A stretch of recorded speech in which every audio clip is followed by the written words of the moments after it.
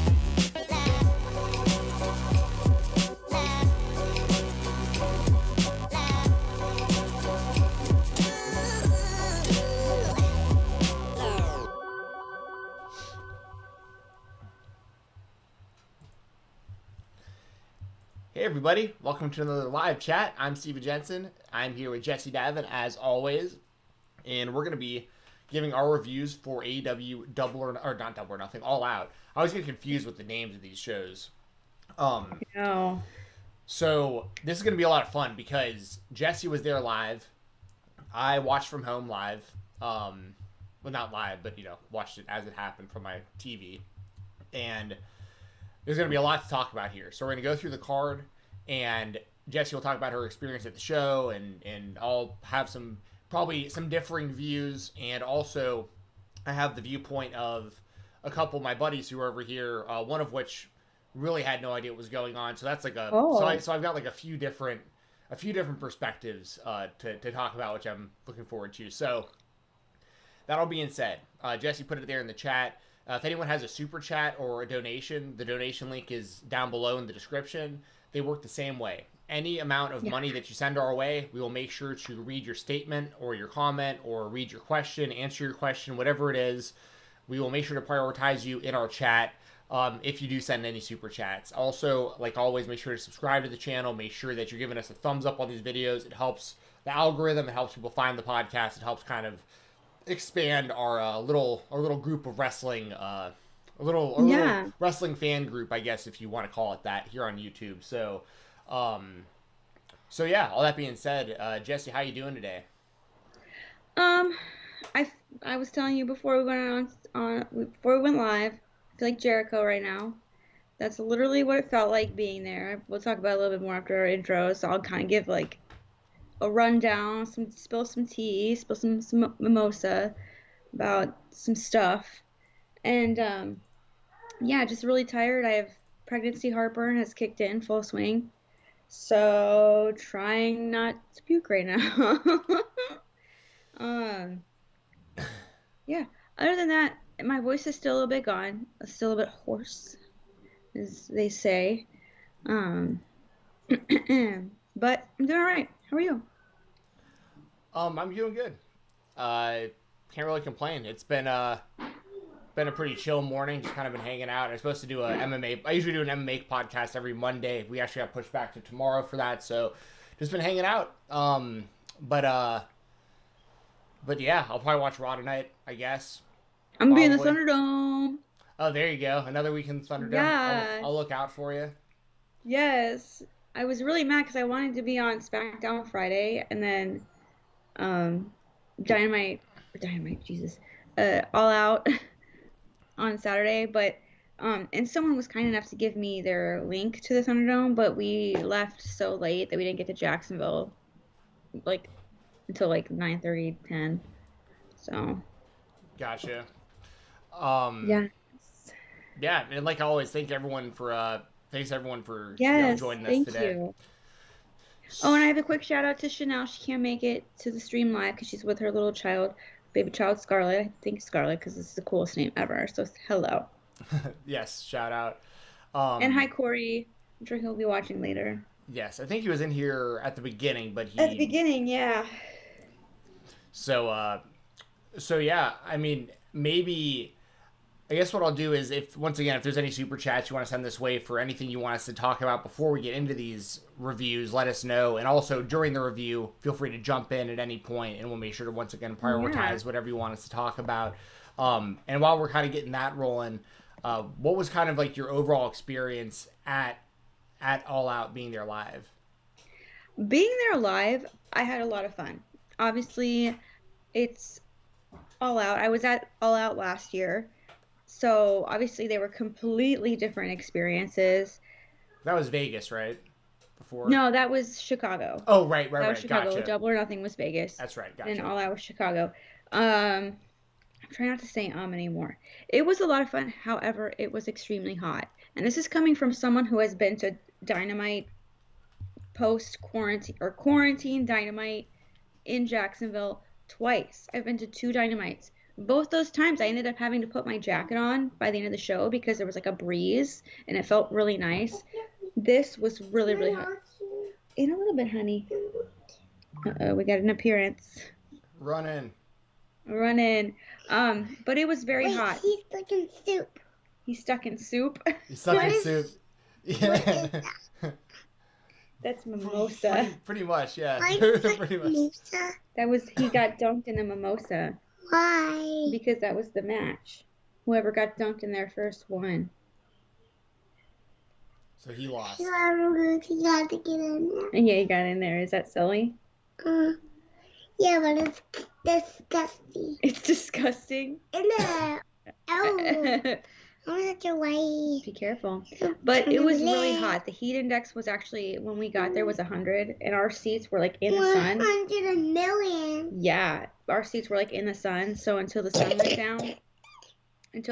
down, it was hot. We were sweaty. Even at 11 p.m., the heat index was 93. So as someone who's pregnant, I started freaking out a little bit because I was not. Do you want to get safe, mate? Because Maybe later. we lost. I was freaking out because Mommy. water was Mommy. like $5 and Kiss Propel me. was like $6. Honey, Kiss you. I'm live right now. No. I'm live right now. I'm live right now. Can you go sit down and play on your iPad? And then maybe if you're good, I'll get you a popsicle. Ooh. Can you please? You have to do so much chores. No, you don't have to do chores. No, can I do? Okay, you do? All right. Go do your chores. Okay. But I was freaking out because it's like, you know, and I didn't want to have to keep going down to concessions because that's more like exposure or whatever. So I went down there like once and I got 2 Propels and I got my husband as like a Sierra Mist or something. And so I'm like freaking out because I'm like, okay, I'm like sweating a lot. So I was like really trying to conserve my energy. So it was just really hot. And all of those people, you got to plug it in, honey. And I know a lot of people were complaining about the sound of the fans, but I don't think people realized we were all wearing masks.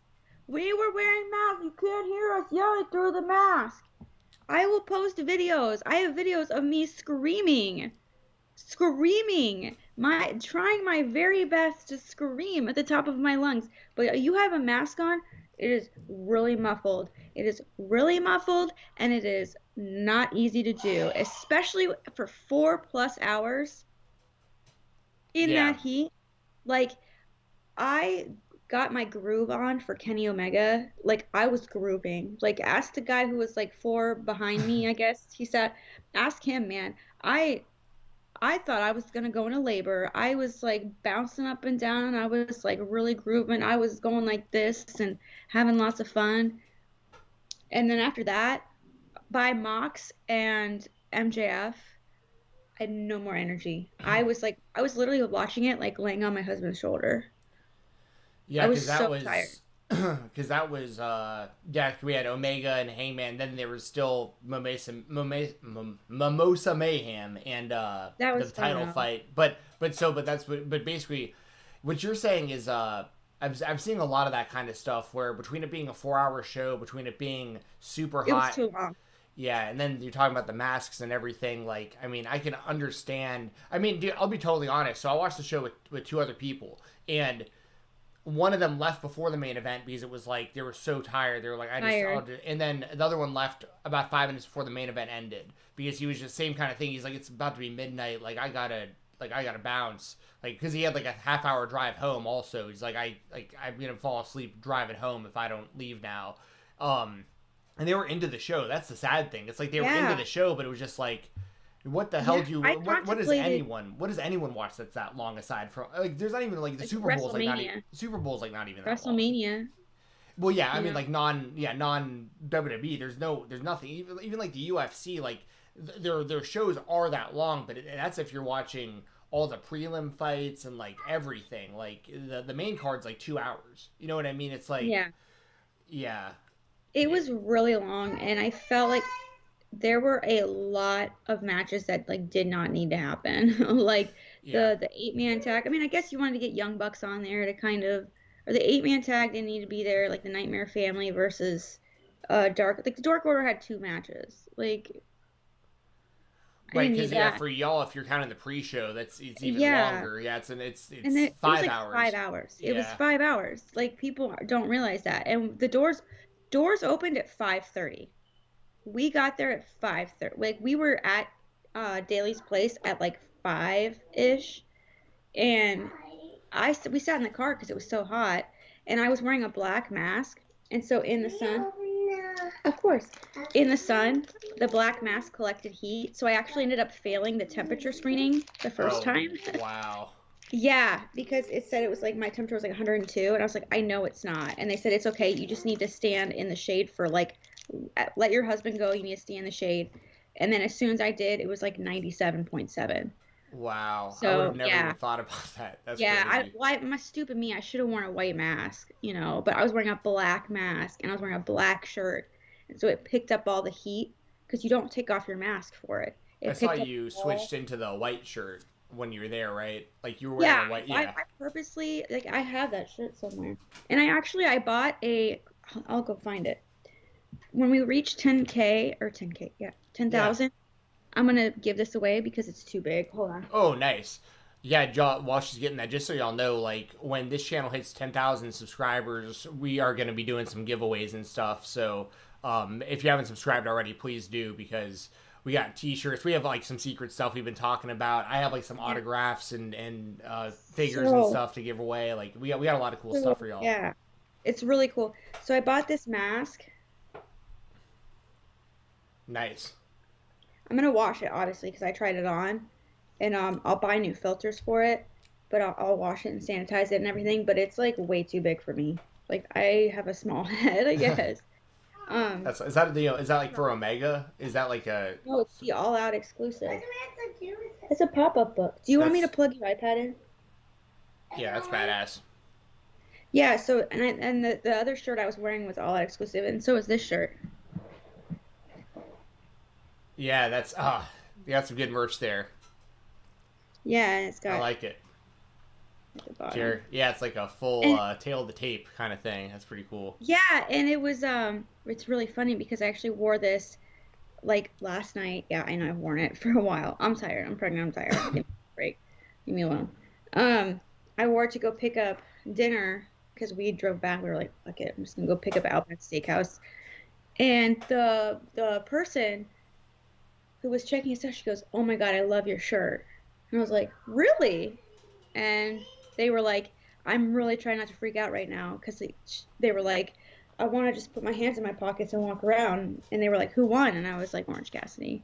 And they were like, "Oh, that's so awesome. I'm gonna go watch it tonight," and stuff like that. It's like the second like experience I've had like locally in town with like a huge AEW fan, which is very recent because I used to wear my hoodie all around town and no one said a dang thing. And now all of a sudden, like within the past month, people, it's really booming, you know? That's so awesome. That's awesome to hear Yeah. because like obviously I'm in Atlanta and they do a lot of stuff through TNT obviously, and Turner headquarters is in Yeah. Atlanta, and I know that AEW has like a small office or something like in the CNN Center or in like stuff like that. So it's like they have a really heavy presence in Atlanta, but you never see any advertising for it. Like you never see any big billboards that are like a home of AEW or anything Yeah. tune into TNT for AEW. You don't know. Even when Dynamite was here, there was no advertising for it. I didn't hear anything like on the radio about it. It was like I was really surprised. But I think that that's part of what they're going for is just like the straight up like organic reach, just like slowly build the company. Like we're a year in, and as much as like I thought Jericho should have won, the Orange Cassidy match that we talked about, like it is undeniable that there are people outside of like the wrestling bubble who are becoming fans of Orange Cassidy and becoming fans of like there's been people I've watched some AEW with and like they don't even watch wrestling and they see Orange Cassidy and they're like, dude, I'll tune in for this guy every time. Like Yeah. they actually, so it's The like draw. yeah, I mean, well, I still have a hard time saying that Orange Cassidy's a draw because I really don't know, but I can tell you he's definitely over. He's definitely over. I mean, Yeah. without a doubt. I just don't know if he like moves the needle yet, but at the same time, like they're putting him in a position where they're putting that trust in him because you get 2 wins over Jericho, like there's nowhere to go for him other than a world title mix or like making him the sloth again or whatever, and just like having him just Yeah. if they make it to where it's like he cares versus he doesn't care. Like when he doesn't care, he's just that guy who's kind of like with best friends and he wrestles like the Dark Order or something and like it's comedy. But then when he cares, he's like a world title level guy. Like, I mean, I think that's kind of what they're going for. But anyway, we'll definitely talk about that match a lot more when we get to that. Yeah, definitely. But that's awesome to know that AEW has like people, just random people are Yeah. recognizing the AEW brand now. Like that's awesome. Yeah, and then I gotta say something about the thing I complained to you about. Not the icy, the other thing. The people in the lobby. Okay. Oh yeah. Okay. So I happen to be staying at the hotel with the AEW talent. I'm not gonna say where because that is hella invasion of privacy. But we were staying there, and it was way easier to get better like cell reception and Wi-Fi in the lobby. And I paid for this like good Wi-Fi, so I was like, I'm gonna go down the lobby and use it.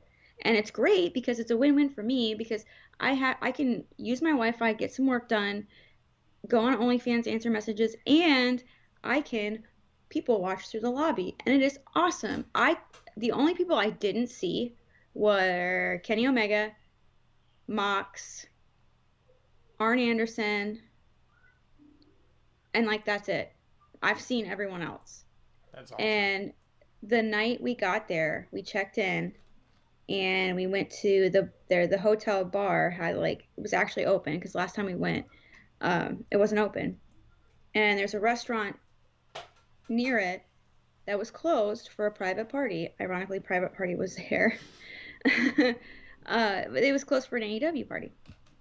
And we were sitting at the table because I didn't want to sit at the bar because that's, I don't know, just the whole thing. I was like, can we go like as far away from other people as possible? And my husband ate his burger or whatever he ate. And I look over at the other restaurant bar, and Chris Jericho is sitting there with Tully Blanchard. And I was like, oh my God, Michael. Oh my God.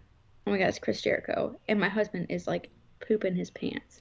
He's like, oh my God, Jessica, I told you, the one person that I want to meet is Chris Jericho and blah, blah, blah. And Chris Jericho is loud and boisterous and like is in a really good mood, like just talking whatever. I won't really say what he was talking about, but it was just amazing to hear.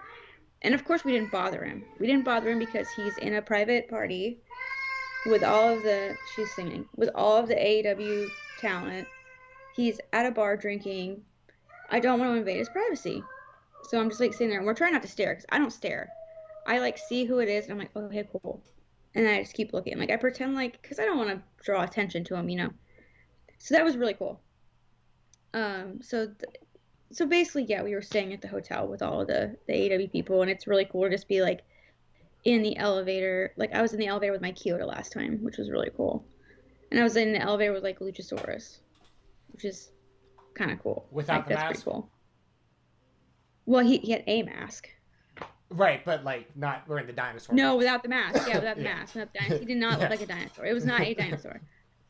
It's hard to tell sometimes who the people are with the masks and stuff. But it was really cool. I literally saw like everybody. I even saw Orange Cassidy. He was not with Jericho, just FYI. But so the next day, so I was that night. The next morning, I wanted to go down to the lobby to get Wi-Fi to FaceTime with my daughter. And there are 4 guys sitting in the lobby who are clearly just there for the wrestlers. And sure enough, who was it that walked out first? Oh, I can't remember. I think it was like Taz or like Brian Cage or someone walked out, and I can't remember who it was. I honestly can't remember. But the one guy walked up to him with like a piece of paper, and then he came back. And then who walks down to the lobby but Jericho again? I was like, oh my God, Michael, it's Jericho. He's like, I want to go say something. I'm going to see if he's like not busy, and if he's like just sitting there waiting, I want to walk up and ask for a picture. And this was the picture, like, because you sent me this picture. Yeah. Mm-hmm. Yeah, you can show it if you want. I can't because my green screen. But I sent him a picture. He was in the shop, and my husband's like, he's the one person. It's like a once in a lifetime. Yeah, it's like this is a once in a lifetime experience. Like I'm gonna read him. If I read him good, you know, he's gonna go up. These fucking assholes sitting in this lobby. And mind you, it was like 10:30 a.m. when we first got down there, and it was probably like 1 o'clock by the time, because we had to go down there to get food, and then we went back up and we came back down about 1:30. They were still there. It's like 1:30. This guy walks up to him with the Chris Jericho like AEW figure with his grody ass nasty Sharpie and asks Chris Jericho to sign this thing. These people like makes him sign shit. I don't know if you guys are aware, assholes, but we're in the middle of a fucking pandemic. And the last thing I think these people probably want to be touching is your grody ass, like, Sharpies. I'm not saying you're dirty. I'm just saying we're in the middle of a pandemic and I'm not going to go up and intrude on this person's space. If I were to ask for a picture, I would have my mask on and I would say, hey, can we social distance picture really quick? I'm not going to make them touch anything of mine. That's nasty. And you know what's even more disgusting? Is after we went back up, when we came down to leave for the show, they were still there. And when we came back at like 12:30 a.m., 1 a.m., they were still there. These freaks, sorry, I shouldn't have said that. These people that I really shouldn't have said that. I'm sorry, they're not freaks, but it's like, seriously, we're in the middle of a pandemic. You are loitering in a lobby of a hotel. This is a like invasion of privacy. It's a clear invasion of privacy. Like, can you sit outside? Go outside. You are inside the residential establishment that these people are staying at. And I said something when I checked out because I was like, yo, do you realize that yesterday there were people like sitting in the lobby who I'm pretty sure I didn't say anything there because I didn't know if they were staying there and I didn't want to be that kind of asshole. But it is stalkerish. It is stalkerish. That is the, how do you know that they're staying there? Like that to me is just so wrong, and I was so upset because because they took my husband's one once in a lifetime chance to say hello to Chris Jericho away from him because they wanted to get something signed so they could probably go sell it on eBay. Mommy, Maybe not. Maybe it was for themselves. Good for them. my other slipper? I don't know where your other slipper is. I'm wearing this Well, you better go find it. one. Retrace your steps. Remember where you went? Check your room. Okay. Sorry, she's like your brother's slipper. But seriously, like, I can completely kind of understand. I'm sure they're used to it. But we are in the middle of a pandemic. Like, what, God forbid, what if one of these people had the thing? And they go up and they ask for an autograph, and then next week, God forbid, Chris Jericho tests positive because he touched your grody pen and forgot to use hand sanitizer. Like, I'm not saying that the people were gross or dirty. They didn't smell, nothing like that. They weren't like, No, I get what you're saying. I'm not gonna judge them. But it's like, oh dang, well keep looking. You can find it. I'm sure it's nearby the other one. But seriously, like it was just like such an invasion of privacy, Yeah. especially in the middle of a pandemic. And so I told the people the guys at the checkout, and they said, yeah, this is the first time we've ever had to deal with that because it was the busiest they've been. And so, yeah, just don't do that. Don't be a jerk and ask for autographs in the middle of a pandemic unless you've explicitly gotten permission beforehand. Like, they were there. Yeah. They were there from 10 a.m. to I don't even know how late. I'm sure they were sitting there waiting until 2, 3 a.m. That's Yeah. not healthy. Why didn't you even get tickets to the show? Yeah, that's the weirdest part of it all. Is like you didn't You even go to didn't the show. go. I don't know. Maybe they did. I don't know. Oh yeah, Maybe I guess they there's no went. way I to didn't really see know. them there. I didn't see them there. We looked, but that was just abhorrent behavior. And I'm sorry that was a really long half-hour rant, but yeah, we had to do that first. Yeah, don't be those guys. Well, yeah, I mean, we can actually talk about the show. Let me pull this up Yeah. here. I gotta take her to the bathroom really quick. I don't know why she's scared, but you can start out. Yeah, go ahead. So while Jesse's gone, I'll take a look at the chat real quick. See what we got here. John Blaze says open stadium makes it too hard to hear the crowd also. Yeah, that's a good point. Jackson Alonso says that sounds a bit stalkerish. Yeah. I think we all agree on that. Probably a bit too much. Like, I mean, obviously, if you have an opportunity to meet someone you're a big fan of, like, I'd want to meet those people, but it's a totally different thing if you're just like loitering around for an entire day trying to like find people. Like that is definitely especially with the pandemic, considering all that and stuff. Let's see what else we got. JGZ says, I know what you mean. I went to Hot 97 Summer Jam. Is that like New York Hot 97 Summer? I feel like I know Hot 97. I'm sure there's a lot of Hot 97s, but I think the one in New York is like the rap station that I know of. I think like Peter Rosenberg and like Vlad and those guys. I think are from there. If I might be totally off, but that's what I'm thinking of. It says he went and it was extremely hot out. Had to blow so much money on bottles of water. Yeah, I've been to festivals myself in the past where they price gouge the hell out of water bottles, and it's really messed up. Like, I understand the concept of supply and demand. I totally get that, but like to charge someone $5-10+ for bottles of water, that's insane.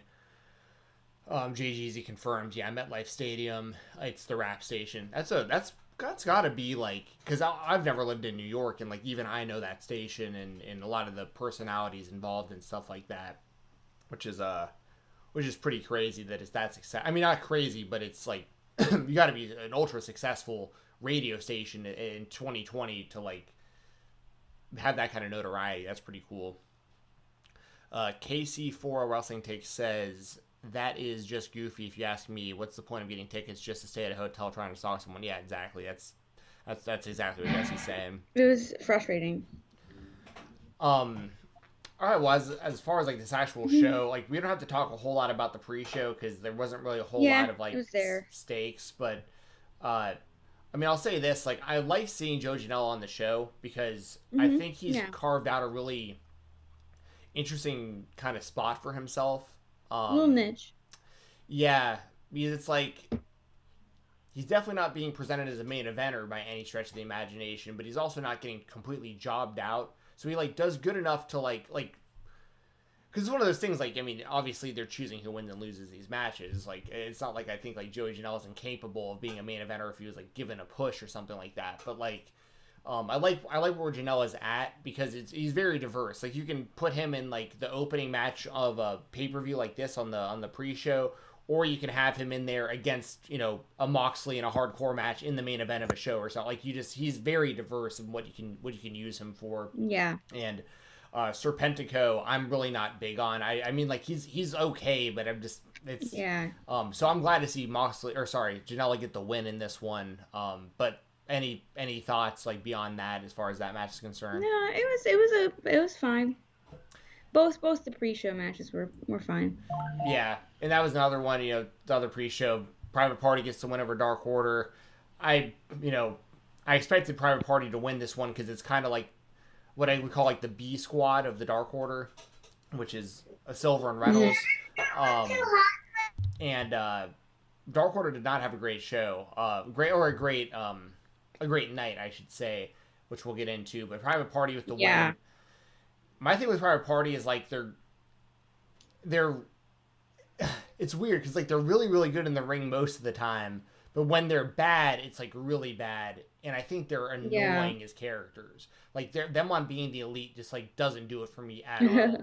So like they need to figure out the character side of it and polish up a little bit in the ring, but they have a really, really bright future in AEW. Like they really haven't been wrestling very long, so it's and Silver and Reynolds are really, really good. I think people kind of underestimate how good those two really are. Yes.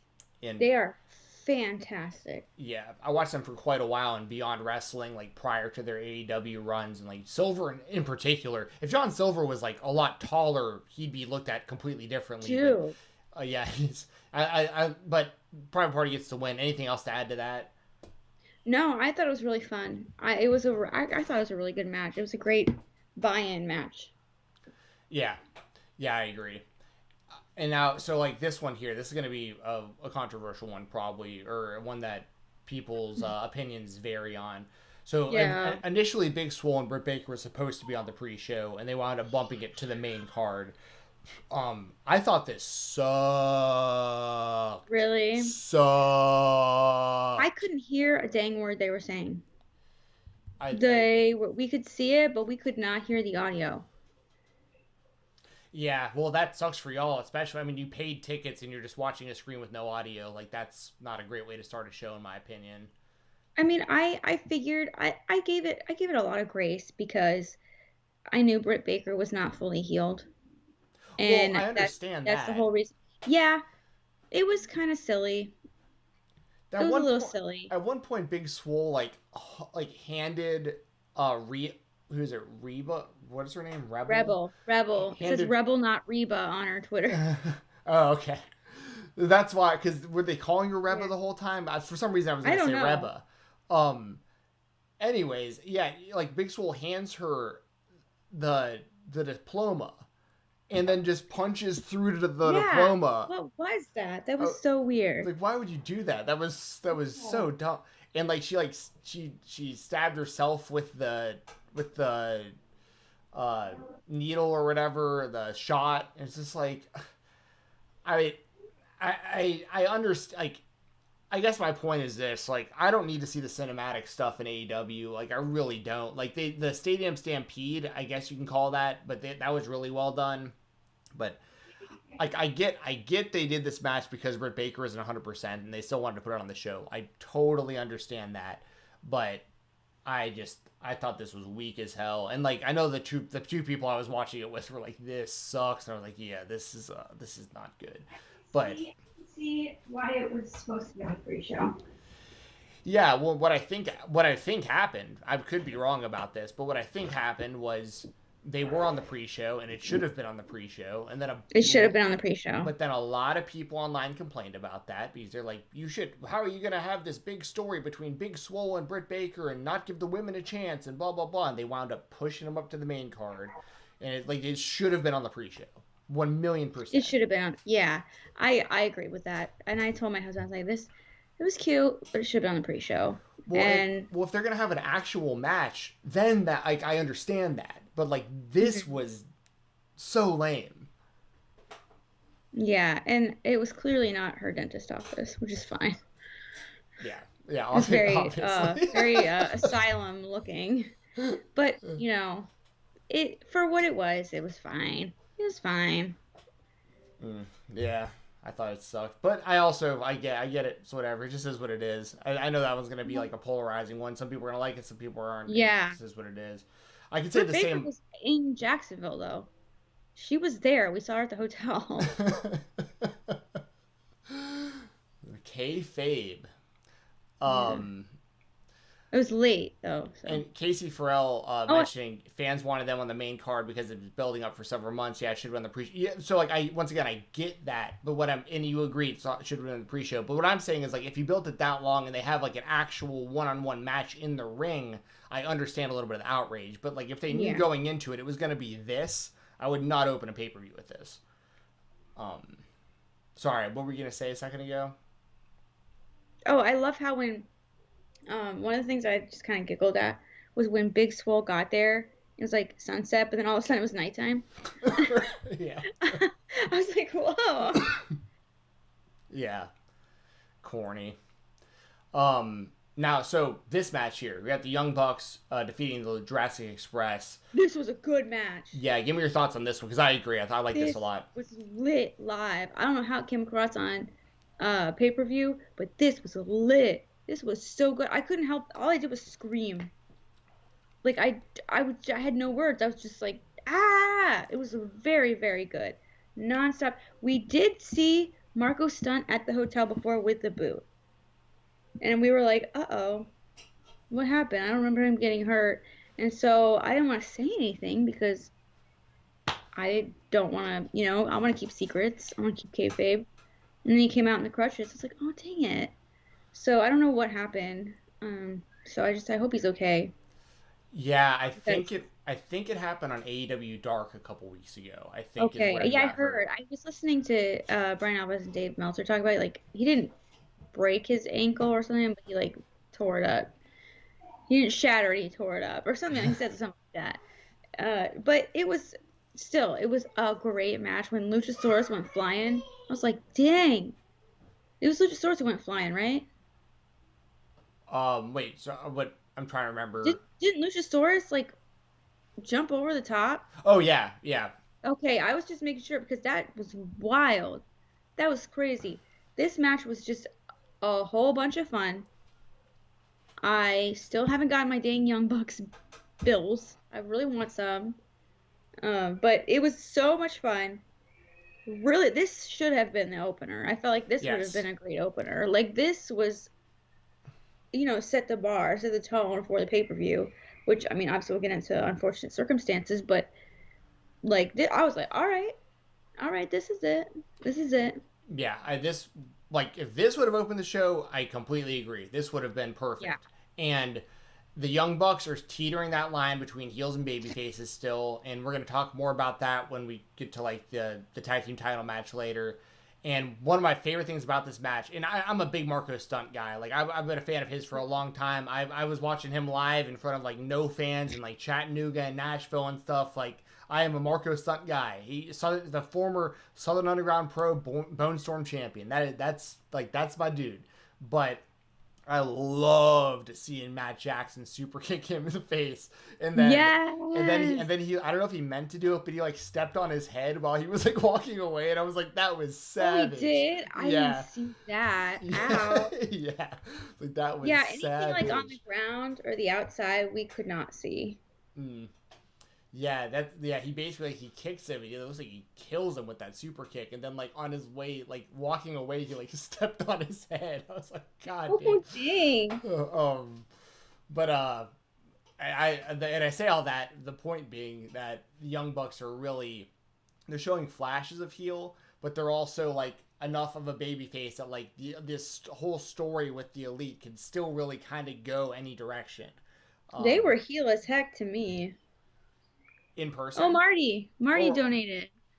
Like in person, yeah, in person, it was very in person. It came across like Cody does. You know how Cody acts very cocky and heelish.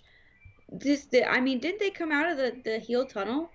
So like when you're watching the show, I thought you meant like you ran in the Yeah. hotel at something and they were like acting Oh, like dicks or no, something. no, Oh, I okay, don't- gotcha. No. No one Gotcha. was dicks. No one was dicks at the hotel. No They one came was off dicks as heels at like at the show during their At the match. show, Gotcha. yes. Yes. During the match, without commentary, without cinematic camera angles and stuff like that.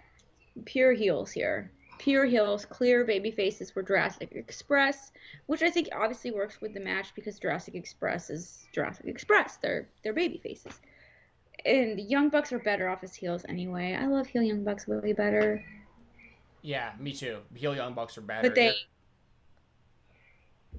they came across as heels, and honestly, them winning because I really thought that Jurassic Express, Jesus, I thought they might pick up a win. But when the Young Bucks won, I was like, uh oh, that means that something's gonna happen later on. You know what I'm saying? Yeah. I wanted them to lose. One of the coolest parts about this match to me was the times where Jungle Boy and Nick Jackson were going one-on-one, because that's a future AEW World Title match right there. Like Yes. Nick Jackson and Jungle Boy at some point down the line. Because Matt Jackson, I think that Nick will wrestle longer than Matt because he's a little younger, and doesn't deal with as many injuries. So I think like at some point Matt will hang it up, and Nick will do a singles run, and Jungle Boy is clearly going to be a huge part of their future. He was fantastic in this match. Yes. There's so much potential in future in AEW. It's great. Yeah. We got that donation from Marty D. Thank you very much, Yes, Marty. thank you, Marty. Read that out here. It says, I was once on a flight from Atlanta to St. Louis, and AJ Styles was a baggage claim, and there was 35 people waiting on him. How did they know which flight he was on? So That's scary. But you'd be surprised. Now I don't know how long ago this was, Marty, and once again, thank you for the super chat. Thank you donation. so much for the super chat. Seriously, Marty. Thank you. It really means a lot. Yes. And I know so I pay really close attention to live streaming and just Twitch streaming, that kind of stuff, just numbers and kind of seeing viewership, and it's just interesting to me. And there's a guy, Ice Poseidon, who is a really, really big Twitch streamer. He's basically the guy who created IRL streaming. He's the pioneer of it, and he was banned from Twitch a few years ago, and still is. It's a lifetime ban. He's still never been back. Oh, wow. But what happened was this is just to the point of people can find out anything. He was sitting at a terminal, and he gave away part of where he was in the airport, basically, while he was live streaming, and then a bomb threat got called in, and he got pulled off the plane, and this whole deal, and it was anyway, it's a really long story, but the point is the internet's there. People will find out. If you're a I'm not advocating this, but if you're a massive AJ Styles fan, you could probably find out where he is right now through the internet. You probably just absolutely. could. You know what I mean? Like, if you want to know where he's at in the airport, there's ways to probably find. And once again, I am not advocating this at all. I'm just saying. No, don't do it, guys. Yeah. Don't. It's creepy. Yeah. If you want to get dirty looked at by a wrestler, that's the way to do it. Is to invade their privacy. Yeah. Yeah. So, but that's the thing, Marty, is like, I don't know how they found out, but all it takes is one person.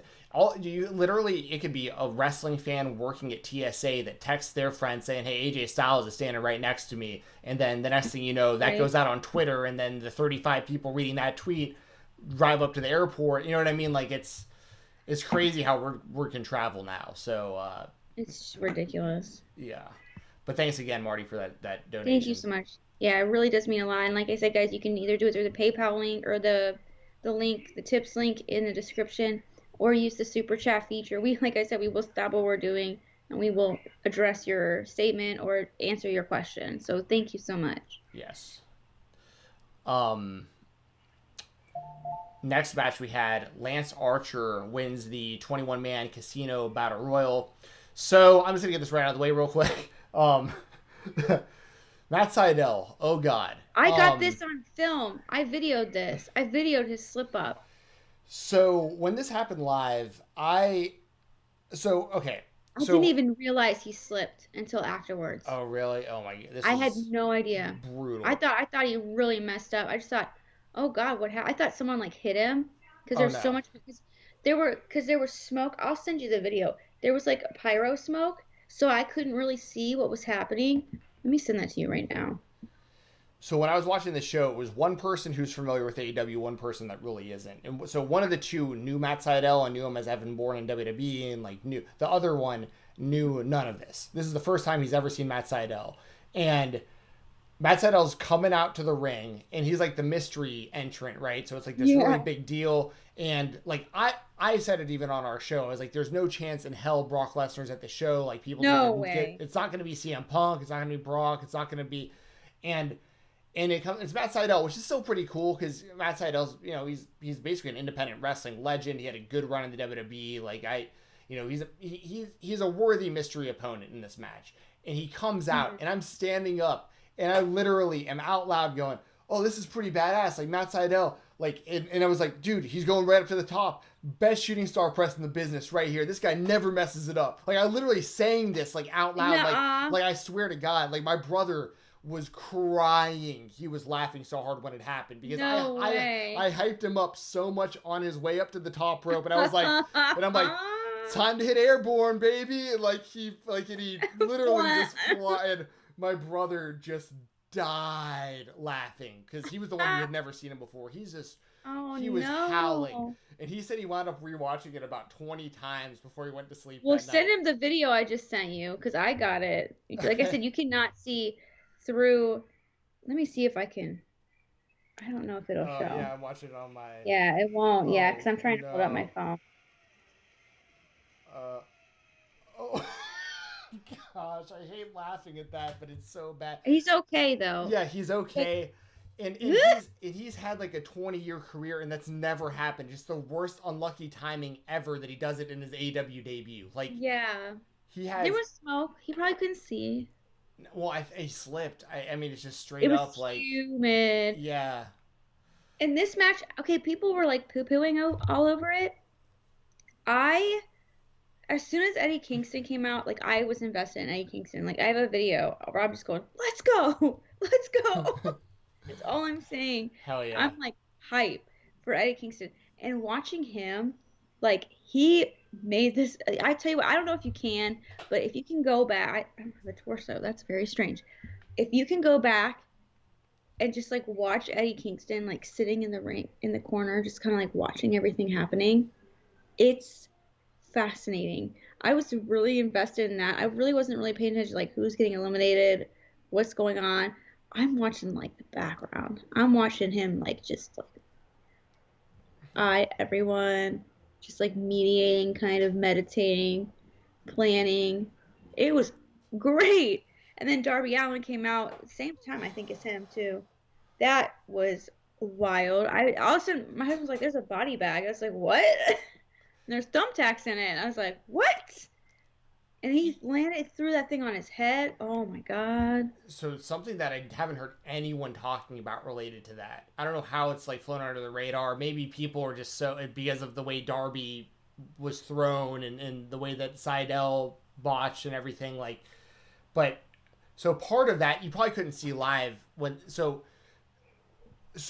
I think it was Archer who's the one who got the body bag and got the tax, and I think maybe it was Brian Cage. It was Brian Cage, I guess. So whoever was putting the tax in the body bag, you could tell that they were trying to only put them in the bag.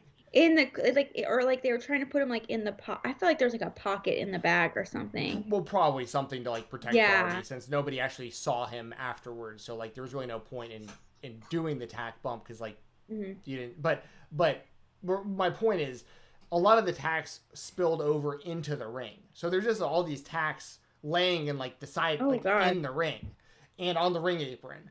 And so the worst part for me was like you see Seidel just botch hard, and then Eat you're like, shit, yeah. and you're like, oh man, like you feel really bad for him, but it's kind of funny. But it's like he's okay, so it's funny because he's okay. If he had gotten hurt, I wouldn't have been laughing about it. No, But not at all. stuff happens. It'd be fun. It's funny like how if you saw me walking down the street and I like wasn't paying attention and like ran headfirst into a pole because I was texting or something, you'd be like, oh, that's fucking funny. He's not hurt, but I mean that's pretty fucking funny. But then what wound up happening was these tacks are just like scattered all over the ring, Oh, and no. and Seidel just gets tossed into like all these thumbtacks. Oh man. That you know he didn't like agree to because like you could tell the thumbtacks were not supposed to be in Yeah. the ring. So the rest of the match, all these wrestlers are trying to like not land in thumbtacks because they're all over the place. Like See, I didn't even realize that. yeah, And I posted videos on my Twitter, like what I really liked. Sorry, I didn't mean to interrupt you. Go ahead. No. I was just saying they were like even on the ring apron. So when people were doing like the moves on the apron, there was like a tack or two that I'd randomly see like Oh. someone's shoulder. I'm like, God Ouch. damn. Yeah. Oh my God. So like what I really liked like when people get eliminated, they would come and I posted the videos, they're on my Twitter. They were still fighting on the outside. Like they went all the way to where I was sitting, and they were fighting, and they would fight all the way into the back. It was great. But here's another thing. I didn't pay a lot of attention to this match other than Eddie Kingston because like near the beginning of the match, all of a sudden, I'm sitting like I'm like vulnerable, all right? I'm like on the outside, right? Like and I picked that seat because it's fresh air. So if someone had, the thing that we're all trying to avoid right now, that I was as close to open air as possible. I picked that seat on purpose. All of a sudden I hear pow pow pow pow pow pow pow pow pow pow. And I was like, I thought some crazy anti AEW person was coming in to shoot. I honestly, for No, a yeah, fleeting it's moment, it's was scary. ready to go. I was like, because I'm like, we're in the middle of a pandemic. There's nothing going on. I'm like, why am I hearing this? And then I started hearing like louder booms. The fireworks I'm like, that were oh just randomly yeah, and I was going like, off. okay, this is fireworks. It for like a half a second, I was ready to go. I was like, nope, I don't want to be a part of this. I honestly thought someone would be that angry at AEW for some reason to come and do that. And I mean, I don't put anything past anyone anymore. And so I was like ready to go. And then so the entire match, and I got video of that too. There's video on my Twitter. There is a fireworks spectacle going on. I'm not kidding. They had a grand finale and everything. Like even the commentators were like, "Is someone coming out, or what's going on right now?" It was pretty, but it was like they had a grand finale, dude. Like they brought out it was apparently there's a baseball stadium not far, but funny. I was distracted by these fireworks. Wait, so were those fireworks going off in a different stadium? They weren't going in a off. different stadium, like a couple miles away. If you go look at my Twitter, go look at the video. I took video of it, and like I swear they had a grand finale too. It was bright. It's like, dang, dude, am I at Universal? What the hell? Bro, this ain't Disney. I was like, Yes. you should have at least timed them to be at 8 o'clock when the show started. That would have been really cool. Like surround sound fireworks. That would have been great. Well, yeah, because But on TV it seemed like they like AEW would accidentally set off the fireworks, did it like the seem like pyro. you could Yeah, hear it? yeah, you could hear it on the commentators, like I said, mentioned it. They were like, I Yeah. don't know if some like what's going on with the what's all that happening right now, because they didn't know if like some I like extra surprise entrant was about to come out with pyro no, or something. they were way off by the parking lot because I was like, I was like kind of watching them, and it's so funny because those videos of everyone fighting on the outside, you can hear the fireworks going off. It's like riot footage. It feels like it's got riot footage vibes. You can hear like these explosions going off. There's like these two guys fighting in what looks like an empty alley. I'm pulling It's it up kind of right now. yeah, This is it, right? yeah. Do you have the audio? There we go. Yeah, this happened twice. Yeah, you could hear it. Hear it all blowing up. I don't know. I can't hear it on my end. I think it was I think it was working. If not, the fire. I'll try again here. But it was yeah, the fireworks. You can't hear I that. got a video of the fireworks. Oh wait, where's the video? Down here somewhere. Yeah, it's way down. Let's see. This guy's There's the trying to guy. touch. We'll talk. Yeah, Oh we'll yeah, talk about that yeah. later. They caught that on camera on TV. I Okay. actually had to send that to AEW. Oh really? So yeah, so I think they're pressing charges. It looked like a little kid on TV, but that It was not a little kid. It was a grown ass man. Jesus. Oh, yeah, that's gonna be way down. Where's this at? What the Oh, fuck there's is that. this it? You're close.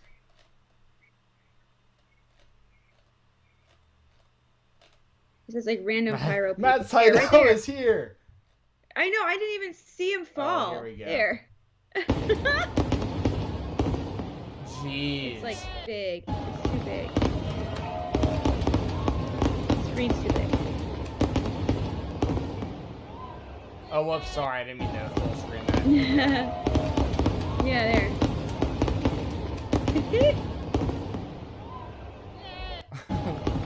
Jeez. I was like, what the frick? I was like, excuse me, can we not?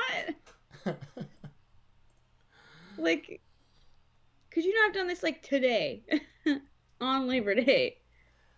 That's hilarious. It was Um, so weird.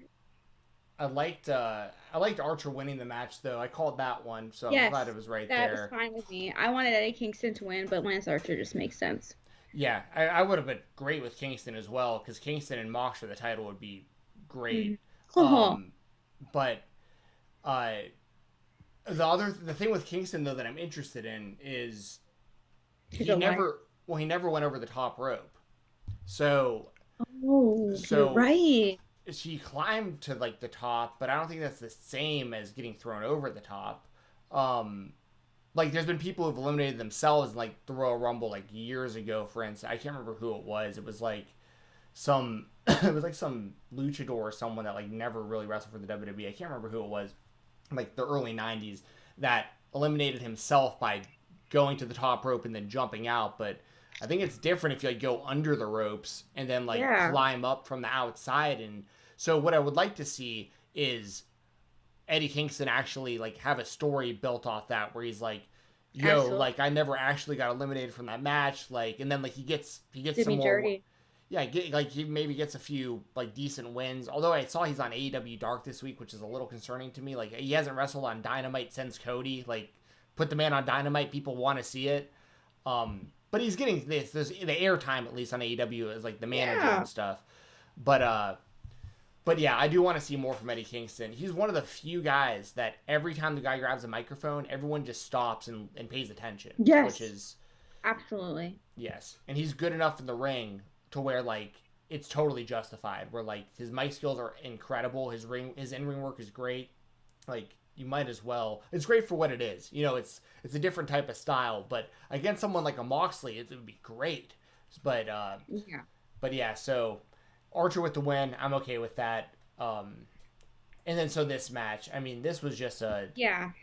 so for those of you who somehow might not know, I mean, essentially, Matt Hardy and Sammy Guevara overshot a table, and Matt Hardy landed headfirst on the concrete and was out completely cold.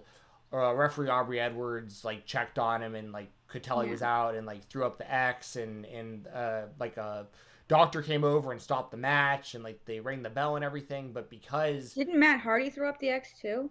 I don't know. I mean, Matt Hardy wasn't moving, so I don't know what. Well, I think this was after he like got up, like Oh, and, like probably. fell. Well, because kinda. yeah, he couldn't even stand. I mean, he was out. He was out, and And they showed it. I was listening to Brian and Dave Meltzer talk, and they showed the replay multiple times in I saw slow it mo plenty of times. on Sure. our screen. They said we didn't see it. We saw it. Yeah, yeah, and they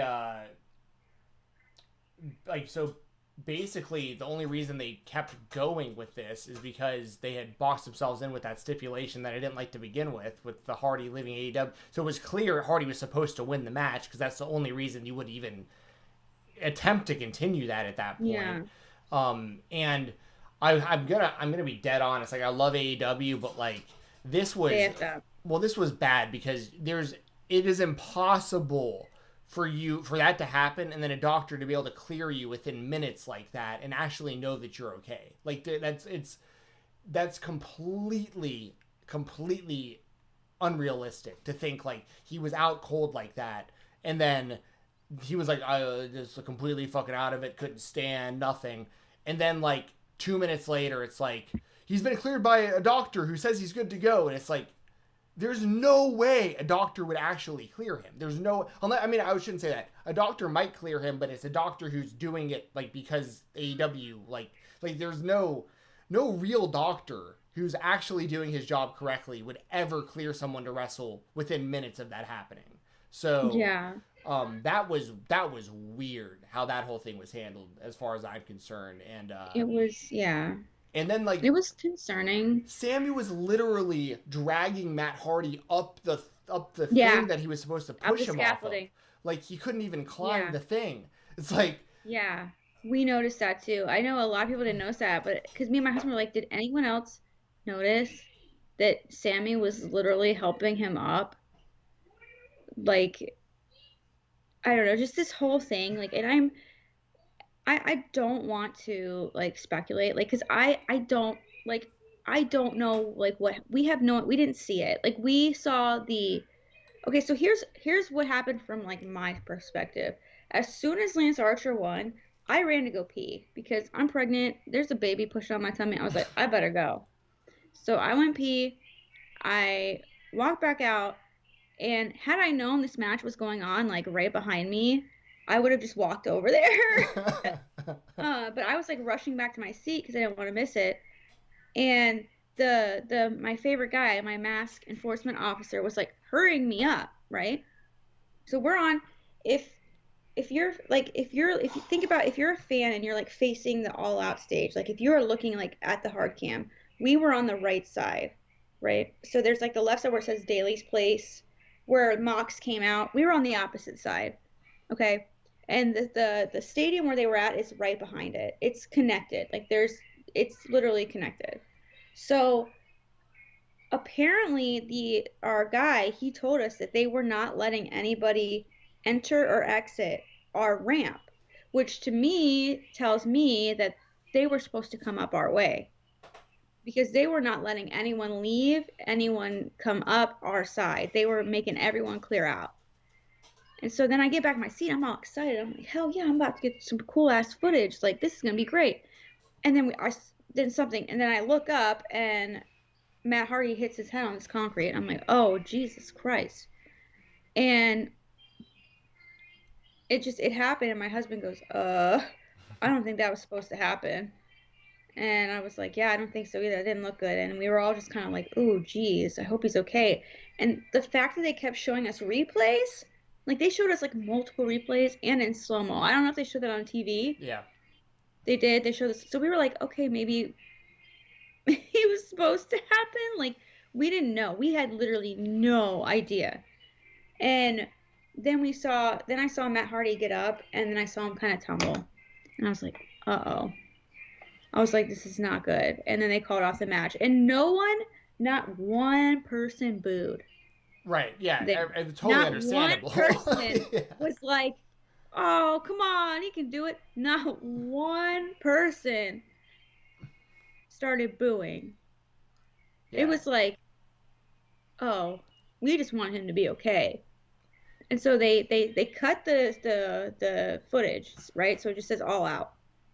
So minutes go by. We have no idea what's going on. So we have absolutely no idea what's going on. And then they say this match must have a finish. And then what happened was they called off the match, right? And like I said, you know how we couldn't hear that Big Swole Britt Baker match? We also couldn't hear very well the promos that they were cutting before the Battle Royal. Oh, those were really good, by the way. They were good. Yeah, they were really good. I mean, we could hear them, but they were really good.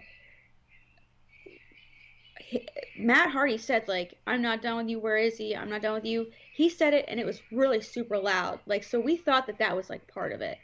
Because it was so loud, like, we could hear it. Like, they had him mic'd up. And, like, he just seemed like he was speaking so clearly. He wasn't slurring his words.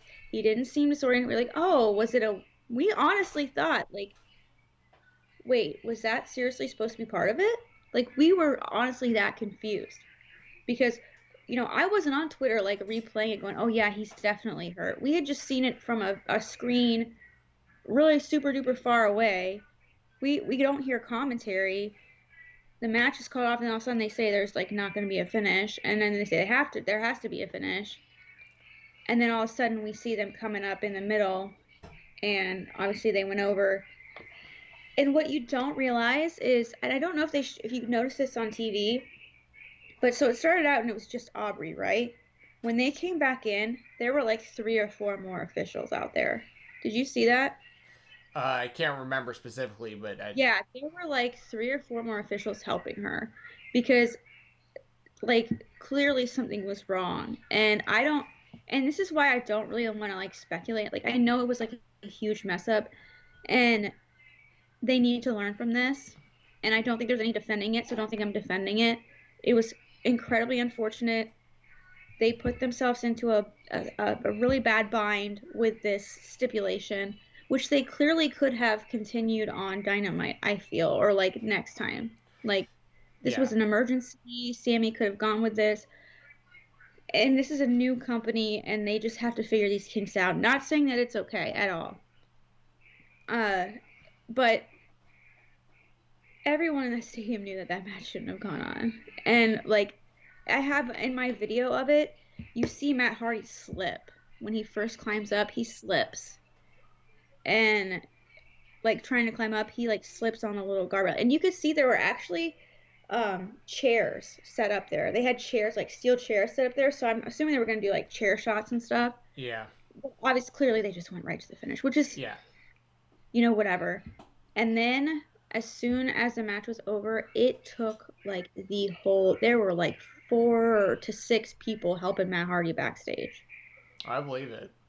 It was really scary. We were all just kind of confused. I wasn't really, like, too shaken up just because I saw Matt Hardy, like, get up. I thought he was paralyzed. Like, I saw him get up and I saw him talk clearly. So I thought maybe he just got his, like, bell rung and it was scary and it looked really bad, but he was okay. And I was like, well, I hope he goes to get checked out. And obviously he went to the hospital right after that. Yeah. And is there a cartoon or something? Like, I hear like a cartoon. Yeah, or something. there's a cartoon. Yeah, sorry. Okay. Scarlett, can you turn that down, please? Scarlett. There's no on YouTube picking that up. Yeah, perfect. Scarlett. Hold on a second. Sorry. Bro says everyone has been on Dark at this point. Nothing wrong with that. True. That's a good point. Everyone has been on Dark at this point. I'd just like to see Eddie Kingston wrestling on Dynamite more often. Jobber JTJ 496 says Alonzo fan. We're talking to Alonzo, Jackson Alonzo. Fans have been conditioned by WWE that nothing matters except. And also that brings up an important point. A lot of people were making this AEW versus WWE. This is not AEW versus WWE. It is not. Can we stop? Because if it's AEW versus WWE, last time I checked, WWE had someone die in the ring on a pay-per-view that they continued. Yeah. So True. I don't really want to make this about AEW versus WWE because it is not. It is a company who had a serious medical snafu who better learn from it, and I hope they do. And I'm not going to talk crap about Rebby either because that's her husband. Her kids were watching that match when that happened. Like, so yeah, that is just a really quick point. Yeah, I mean, so for me, it was like obvious immediately that something was wrong because it was a last man standing match and they didn't count. That was like the immediate thing for me. Yeah. It was like he's down and out cold and the ref isn't even starting a count, so it's like something's actually wrong. Otherwise, he'd be counting to 10 right now. Yeah. So that was like an immediate red flag, and then it was handled poorly. The whole thing was handled poorly, and it's so easy to book around this kind of stuff. Like even if Hardy loses the match, like we see this happen in wrestling all the time. In WWE, this just happened like 2 weeks ago with Sonya Deville. Like she got fired for she's never gonna be back on WWE TV. Come on, like I mean. So it very, very, very easy to book around it, even if they would have just stopped the match there. And the really unfortunate thing too, outside of Hardy's health, which another layer to this is the fact that he's a 40-something-year-old man who's done a lot of this kind of stuff and had a lot of these kind of bumps. And it's like that movie, was it Not Another Teen Movie, where like the Reggie Ray character is like, he's like, basically it's like you only have X amount of concussions left before you die playing football. And it's like every time he gets hit, you check another, like how many of those does Hardy have left? You know what I mean? Like you gotta, I mean, he's at a point where he shouldn't even be taking these bumps to begin with. I know it's kind of what he's known for with like the Hardy Boys and stuff, but it's like, he doesn't need to be doing that at this point. He's already Matt Hardy. Like he doesn't, I mean, I'll give him the credit though. Like he's going out there and trying to keep up with guys like Sammy Guevara who like want to do this stuff. Like Sammy, if it was up to Sammy, he'd jump off the top of the stadium. Like that guy doesn't give a flip. No, doesn't give a flip. I won't say it, but I would not be surprised if like, I don't want to say it. I don't know if you know where I'm going, but yeah, it's just my husband, you know what he said after that? He looked at me and he goes, Jessica, he's like, Matt Hardy's going to be retired by the end of the year. He's going to retire. His Rebby's going to step in and be like, no. It's possible. It's possible. Throwback, what's up, man? How's it going, dude? Hi. We got this next match, which I thought was really good. Hikaru Shida retaining the AEW Women's Championship over Thunder Rosa. The big thing for me in this match was Thunder Rosa is better than the entire current AEW roster for the women. Like she's better than all of them. So it's a little strange because it's like you have to go outside of your company to find good matchups like this, and then everything in between on Dynamite is just kind of like bad women's wrestling for the most part. So it's like every pay-per-view you're gonna get like a good women's match, but like all the lead up into it is like all like it's kind of strange to me. They either need to sign Thunder Rosa or make sure that they have a talent exchange, because like Sheeta's great as well. These are two of the best women in the company, but like in my honest opinion, Thunder Rosa is significantly better than the second best person that they have, who is she. I think she's better than Sheeta, but they're the two best. Like these are the two best. And then there is a pretty substantial drop off in talent. So they need to figure this out. But I thought Thunder Rosa looked great. I thought this match was great. This was fantastic. Yes, this is when the pay-per-view like picked up, obviously.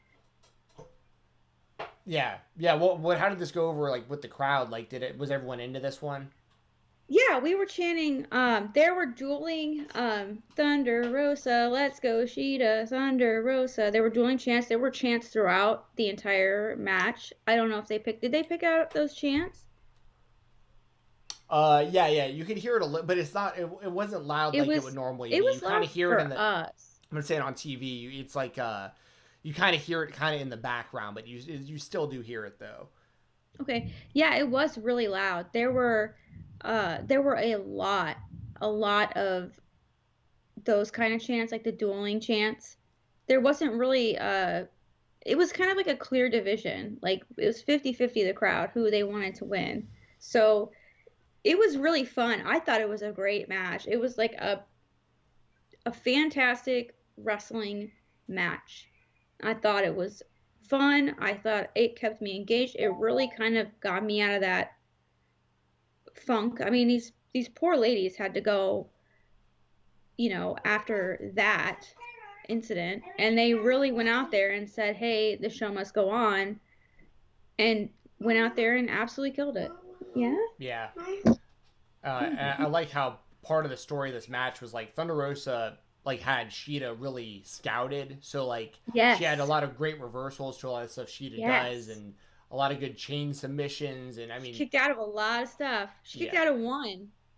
yeah, I think so. I'm totally fine with Sheeta retaining here for like Yeah, obvious it makes reasons. sense. You know, she's Yeah. at and Sheeta's great. Like I'm not. I think Thunder Rosa is better, but I think that Sheeta's like close. But then like I keep saying, it's a big drop after that. So I don't know what they're gonna do next. I saw that like throwback says AEW needs so excuse me needs someone like Tessa to strengthen their women's division. I know Tessa can be polarizing with like what people think about her and the stuff she like have said in the past and stuff, but if I'm AEW, I 1 billion% offer Tessa Blanchard a contract right now. 1 billion%.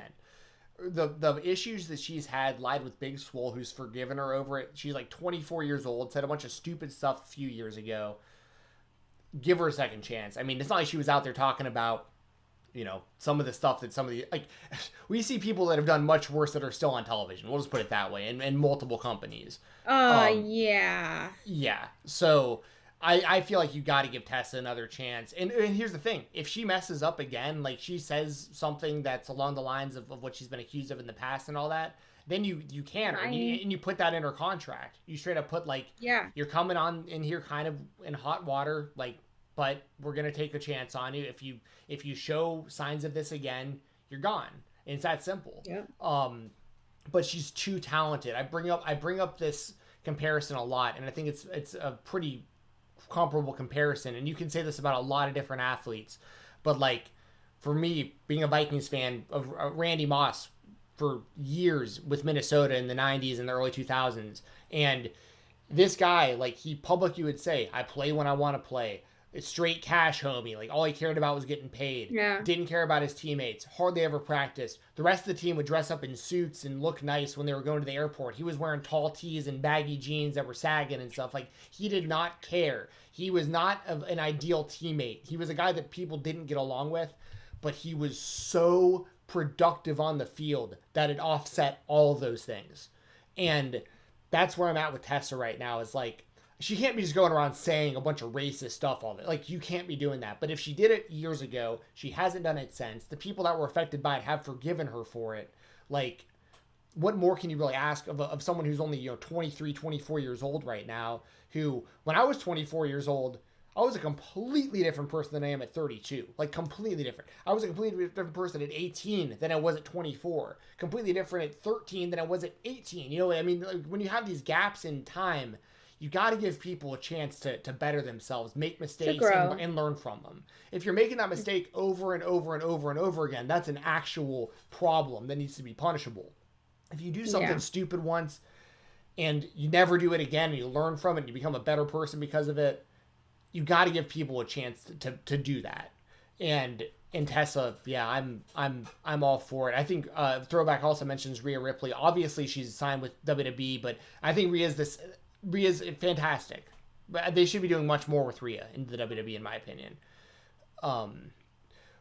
What do you think about like where do they go next with the women's division? Like, who do you think Sheeta's next challenger is going to be?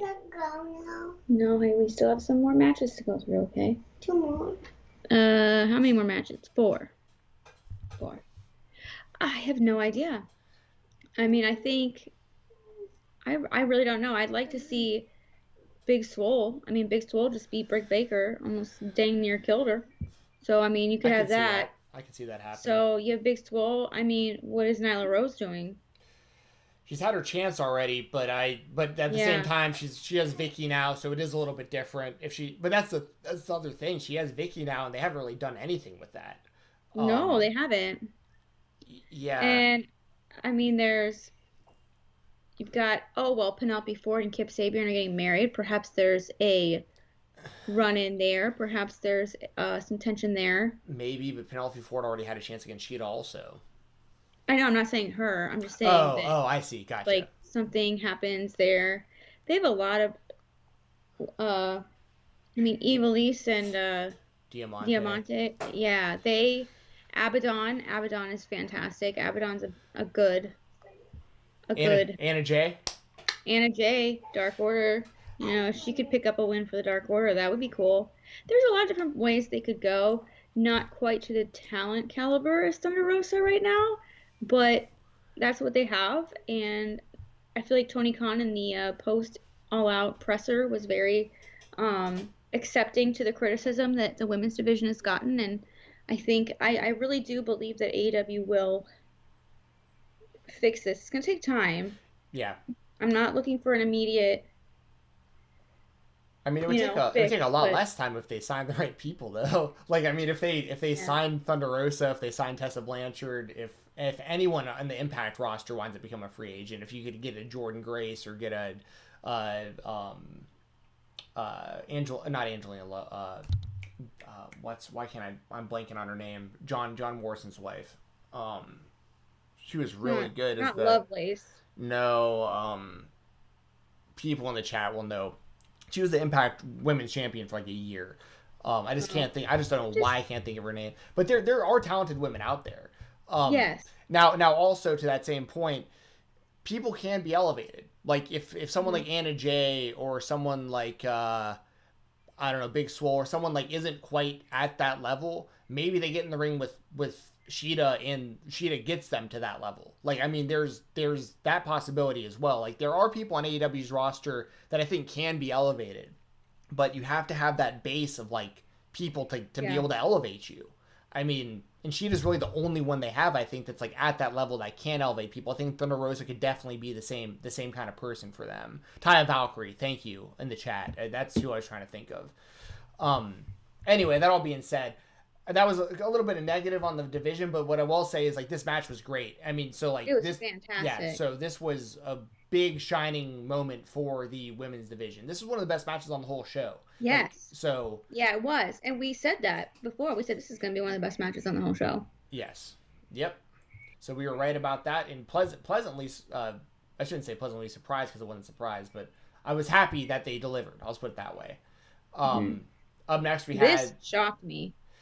Yeah, the same. I thought the Dark Order was going to win this one.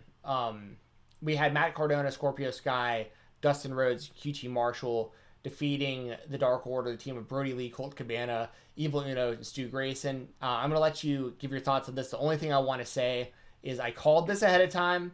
I said something will happen where Brandy will have to do a move. Something like she's got to always get involved. And she did.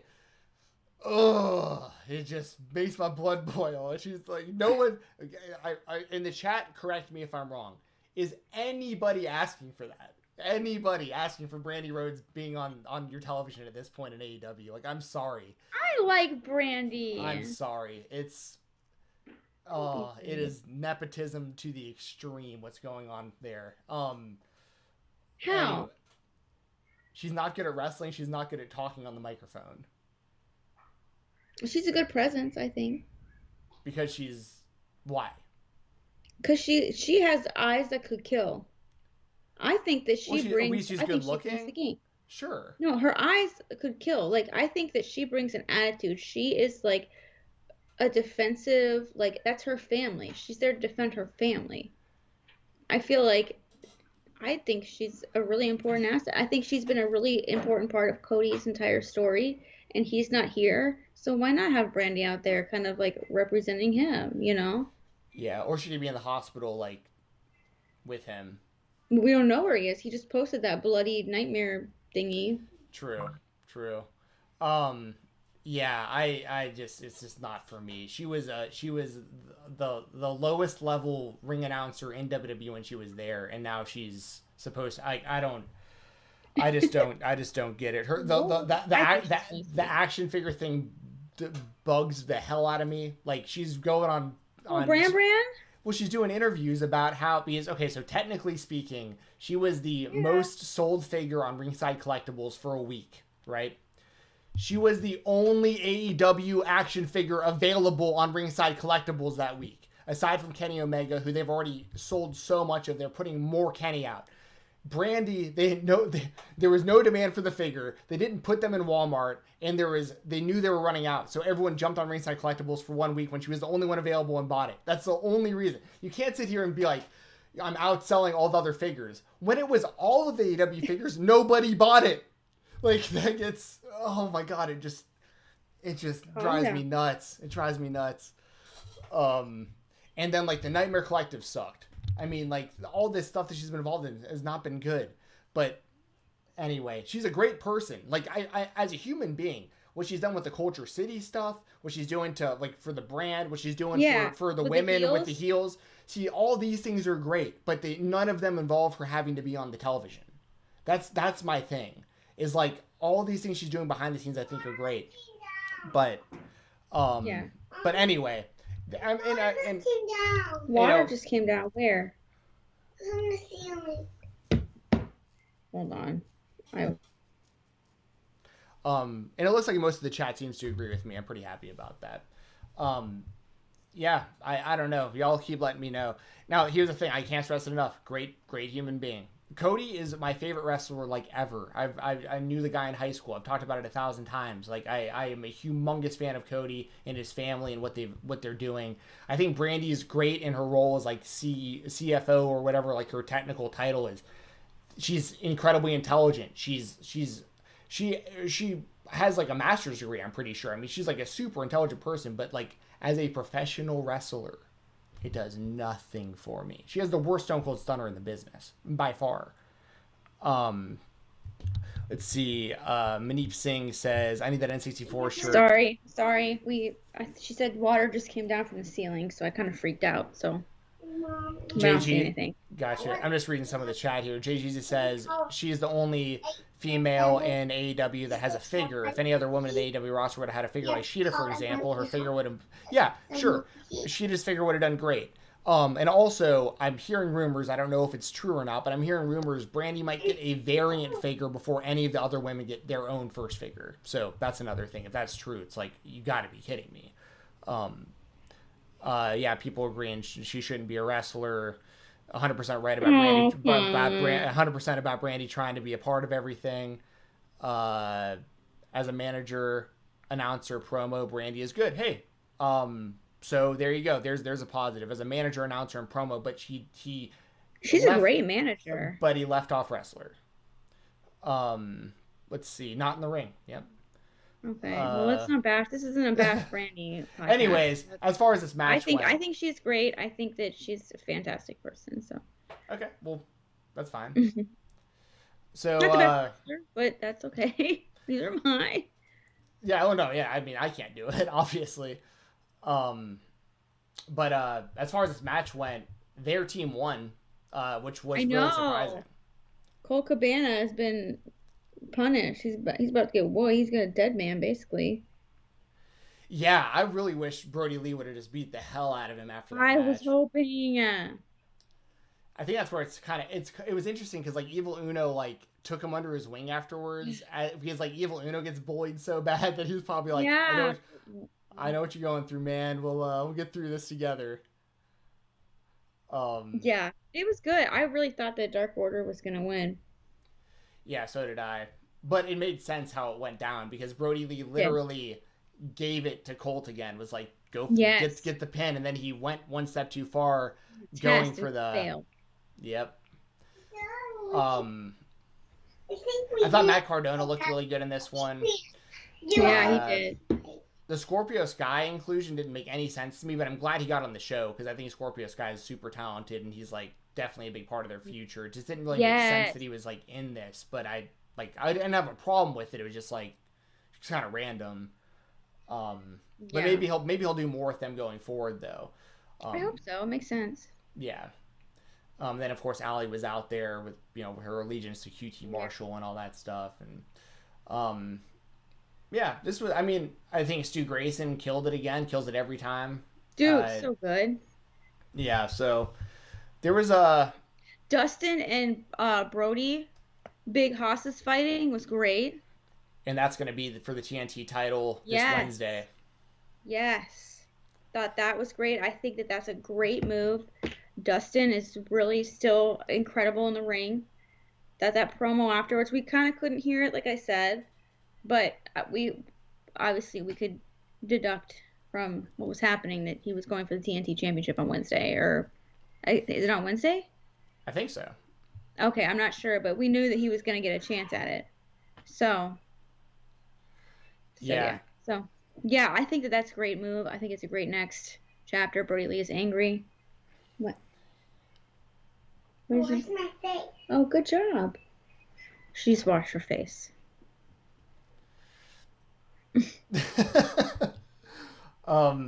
Yeah, so we'll see where that all winds up going Yeah. With the Dark Order. But as everyone knows, I'm a huge fan of the Dark Order. So Me I too. I didn't like seeing them Not lose. their best night. Right, not a good night for them. But I think it is building to a point where like Brody Lee is going to lose his shit. Like he is going to, like with all of these losses on this show, he is going to lose his mind and take it out on these guys. And I think that's gonna form. I haven't seen the latest Being the Elite if it's out already. But Yeah, look at this photograph. Yeah, you better go. There's a picture of the Elite, and it's a broken picture. oh, okay, So interesting. The Elite is not okay. interesting. Well, speaking of that, that's a good segue. We had the tag team title match, FTR defeating Omega and Hangman to become the new AEW World Tag Team Champions. How did this match come off live? I know you said you were going nuts for Kenny. This match came off fantastic live. This match, because I think everyone knew there was tension. Everyone was kind of anticipating the build. Everyone knew kind of what was coming. You still didn't know who was quite going to win, though, because it seemed plausible that Adam and Kenny could. And it looked like they did for a lot of it. Even after that whole accidental knee to the face, they kind of kept together, and I think it was then, but it looked like maybe they were going to pull it off. Even my husband was like, they may actually pull this off and they might win it. But unfortunately, they didn't. And and it was so funny. I wish someone would have gotten it like on camera. Like I wish someone would take a picture of just the dynamic between me and my husband, because when the bell rang, I was sulked over the chair in front of me in just absolute sorrow, and my husband was up out of his seat cheering. It was like just the complete polar Wash opposite. my Barbie face.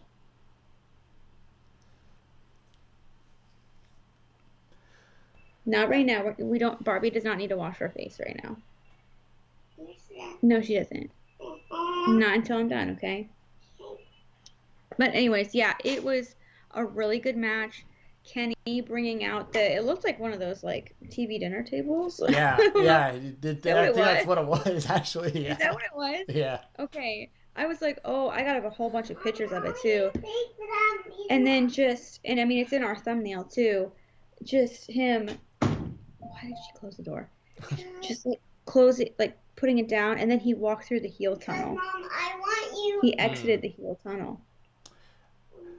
Yeah, so like the match itself I thought was really good. I know people were saying like there's mixed reviews on it, but like I mean I thought it was really good and I really liked the finish too. I don't know if There's it was mixed reviews on it. yeah, there's people yeah, it's What?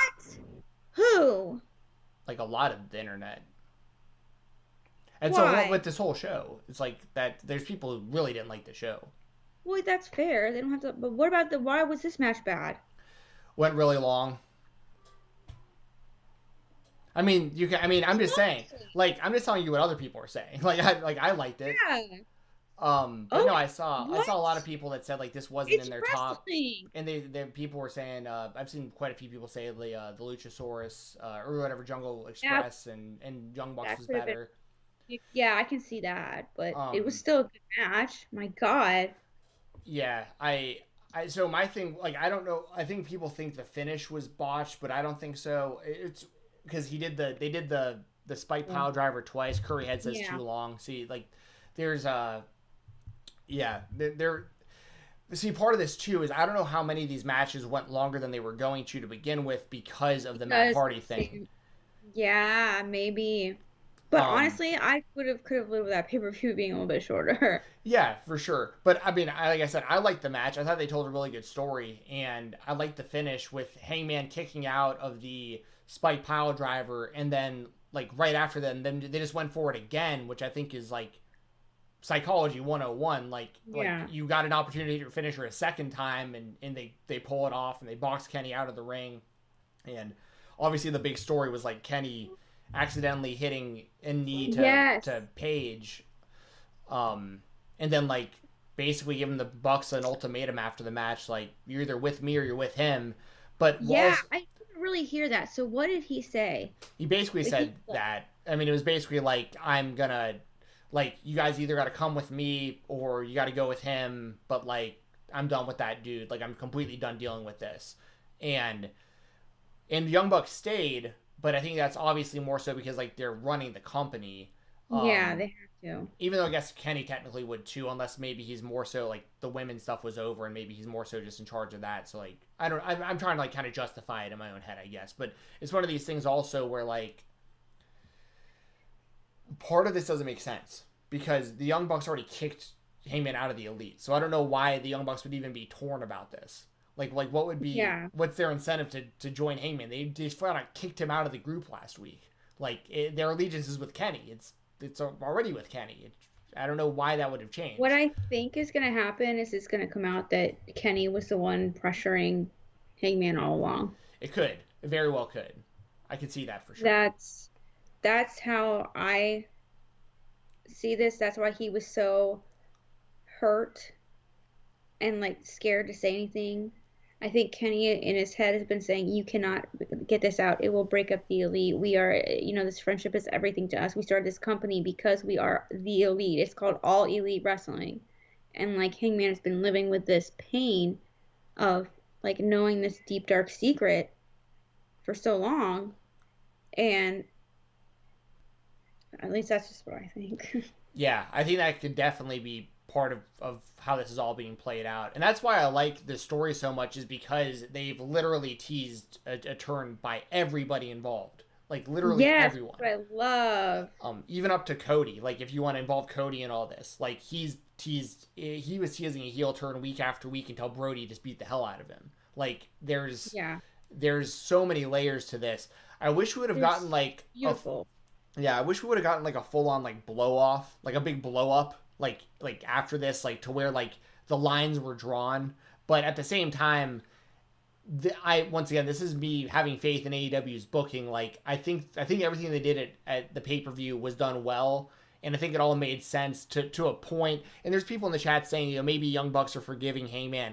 That's possible as well. Maybe they're on the fence about like maybe we shouldn't have kicked him out of the Elite. Maybe we were too harsh about all this. Like so there's a lot of layers to it, and I think that it's all coming to a head soon. But what I think is really, really, really obvious now that they've been building to for months at this point, we're in a position now where FTR's got the belts and the Young Bucks are on a winning streak. So like that's got to be the next big tag team title match. Ooh, yeah. And I think that's part of where a lot of these storylines are going to keep boiling over because maybe Hangman comes out and costs the Young Bucks against FTR or something. You know what I mean? Like there's a lot of things Yeah. that they can do with this. But like I said, I know, like I mentioned, there was people. I heard some podcasts where they weren't huge on this. They saw some stuff on Twitter, but me personally, as a fan, I liked everything about this. I liked the match. I liked the story. I loved it. I loved it. I thought this was the match that took the wind out of my sails, honestly, because I was so into this match that I had zero energy left after it was all over. Yeah, which is a bummer because like there's still a solid like 45 minutes or whatever of like wrestling after this, and that's not even including like the entrances and like the promo packages and stuff. So y'all had a super long night out there. Oh Um, man, yeah. Now, so this next match, Orange Cassidy defeating Chris Jericho in the Mimosa Mayhem. I will say this: I wasn't huge on the idea of the match going into it, or the idea of Orange Cassidy beating Chris Jericho in this trilogy and all this stuff. I thought it was done. I thought it was done well. I was entertained by the match. I thought it all made sense.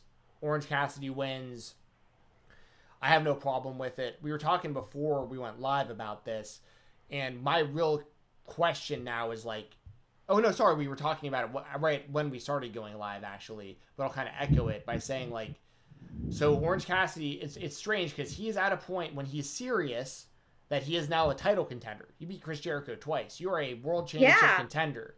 That's what we said. Chris Jericho's the world champion. He was the world. He's the first ever AEW world champion. But what got him over is the gimmick, like the lazy sloth doesn't care gimmick.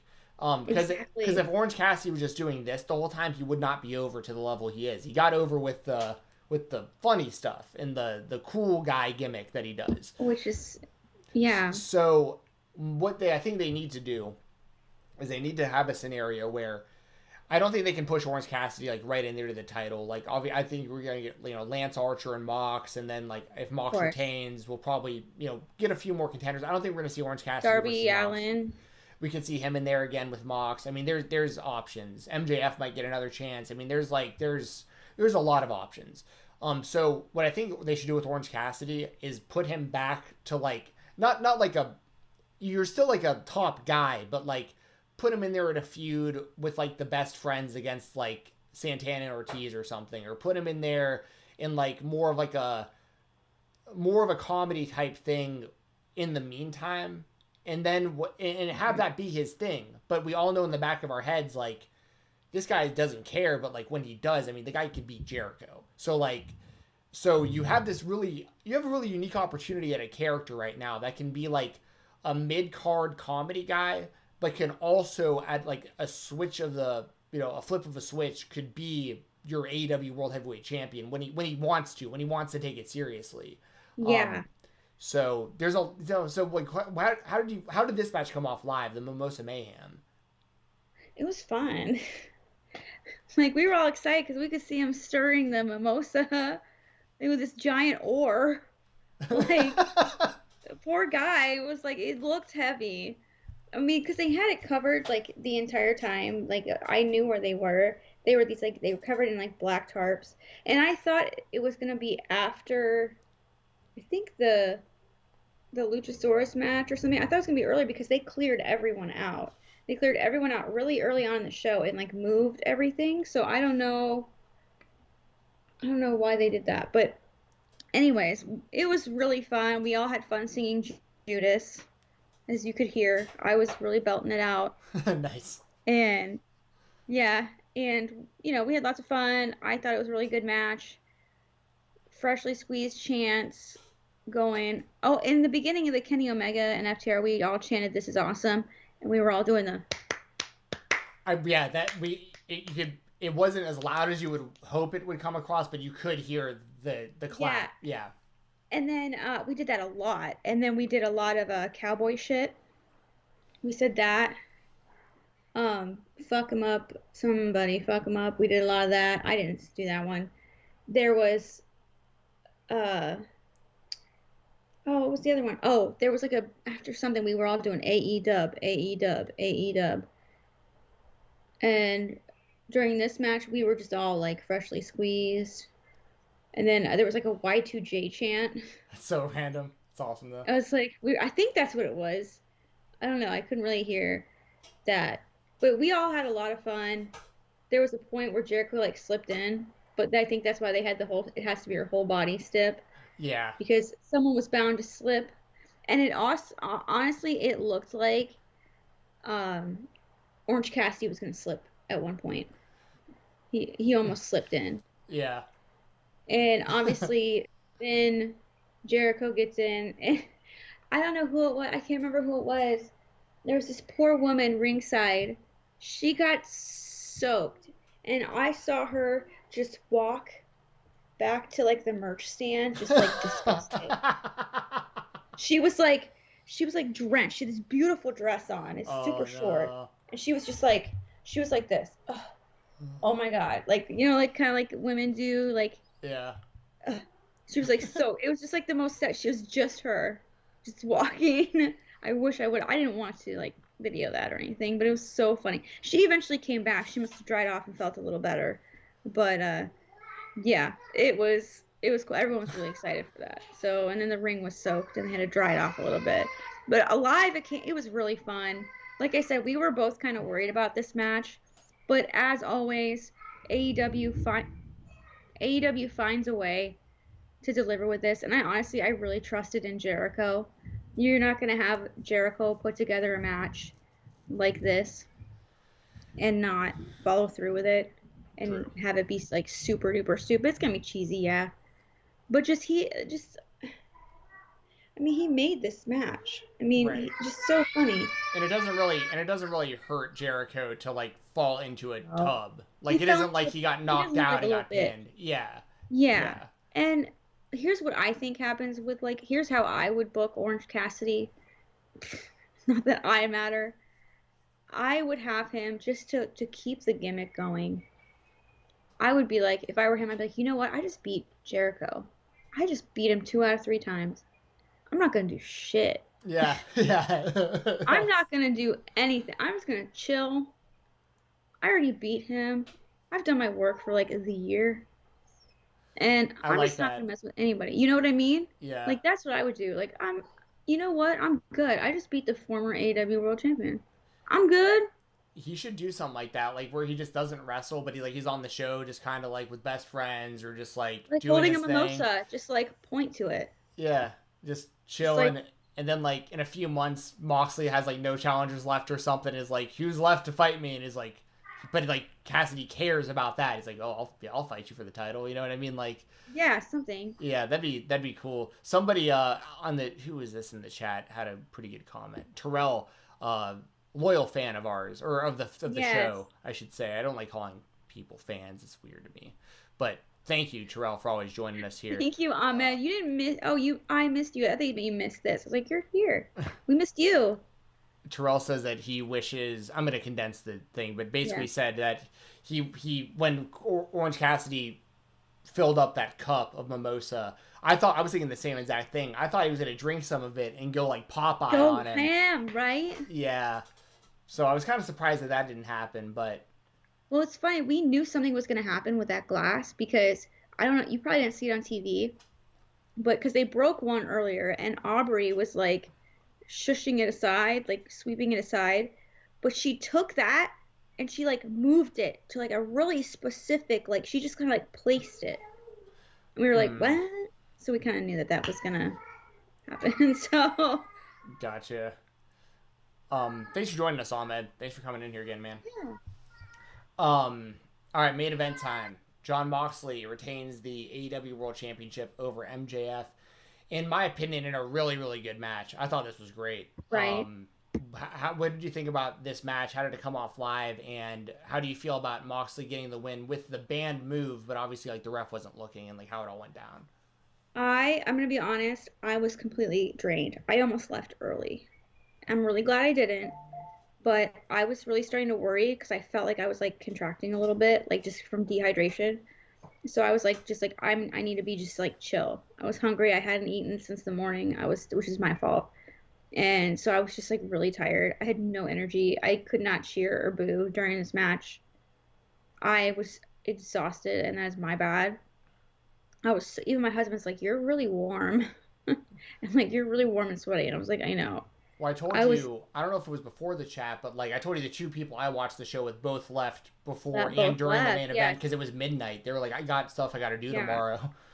Like, I was hungry, thirsty, sweaty. I was like Jericho. I was like that in a pool of my own sweat. Not even kidding. It was gross. And I was ready to go, but I was like, you know what? I'm just gonna sit back and enjoy it. And I did. I thought it was really good. I didn't even notice that MJF was bleeding. Oh, yeah, he's bleeding bad. Yeah, he was bleeding bad. Obviously, once he had the whole crimson mask, it was like, oh. I was just like, I couldn't even see. I was just like, but it was a really, really good match. It was really grueling. It was really the come to be for MJF. And I figured, and this is what I said, and I thought this was a good way to do it, and this is what I wanted. And so I'm really happy that they did it. I said I don't think MJF should win it yet. Are you done Right. yet? Almost. We're on the last match, okay? We're almost done. I said I think he should continue this campaign thing. What's the best thing to do is to campaign on a loss that shouldn't have been a loss. You did. You So said I- that. You said that. Yes. Yep. I said something needs to happen. There needs to be shenanigans, or there needs to be something happen where he loses, but he doesn't really lose, and he can campaign on that. And sure enough, paradigm shift with a ref distraction, Moxley wins. I think it's great. Save it till what's the November pay-per-view during election time, Full Gear, then he can win. Or well, I mean, you have to have Lance Archer, but you have MJF 2020. They had that whole thing. Don't kill that gimmick. That's great. You've got his whole brood. He's just gonna campaign on this. Maybe he can cost Mox the match or something, or maybe I don't know. Well, I think next I think he's gonna turn hard on Wardlow for costing him the title. Like I think that's what we're gonna get next from MJF is him and Wardlow, and I think that and what I'm interested about that is Wardlow has shown some flashes of greatness in the little bit that he's been out there, and they might have a big star on their hands with him too. So I think that it could be mutually beneficial to do Wardlow and MJF and see how that all plays out as well. I'm not saying like Wardlow should win because I think MJF should still be like world championship level, like future champion for sure. But if they can get Wardlow kind of close to that also through a feud with MJF, I think that could be really cool. Yeah. A couple like little things that I noticed about MJF. Okay, during the match, he is extremely loud. Like his vocal is like his voice, like when he screams or when he says something, it is loud. You could hear it clearly. Like you can't hear any of the referees, you can't hear anything like going on, but you can hear MJF and it like echoes. And another thing he does, you know how sometimes when people lift weights, they like breathe really, like they do like the breathing method, they go shh, shh, shh. That's what he does. He does it and it's so loud. Shh, shh, shh. I swear to God, he did that 1,000 times. Shh, shh. It's like, damn, dude, are you bench pressing or what? Man. But other than that, it was really good. Yeah, and Moxley retaining, like I know I said leading into the match over and over that I wanted MJF to win, and I think but I also said a lot like I wanted Mox to have a long title reign. I just thought they were kind of boxing themselves in with MJF being there at this so soon. But so soon. It was too soon. But the way they played it, I think, was perfect. It was awesome. Because also leading up to that finish, like MJF did everything he could. Like ref was turned around, Yeah, he thumbs him in the eye. Ref is looking at him, he kicks him in the nuts from through the legs from behind. Goes for the ring, and then like that winds up distracting the ref on accident. That winds up hurting, costing him the match. And MJF looked great in this match. I mean, awesome. This is a guy. It is unbelievable that he's like 23 or 20, whatever how old. I mean, like he has the abilities of a guy who's been doing this for decades, like what he's doing, and between the mic skills and the in-ring work. In the character, just owning his character the way that he does. Like, I mean, they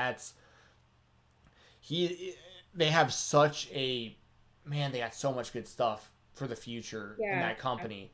And this was MJF's biggest, probably his biggest win, or he lost, but even in a loss, this was a huge moment for him. And the company also can legitimately invest in him now. Like they already were, obviously, and he had the win over Cody earlier this year and stuff like that. But like you can look at that match and be like, we can 100% rely on him to main event a pay-per-view. 100%.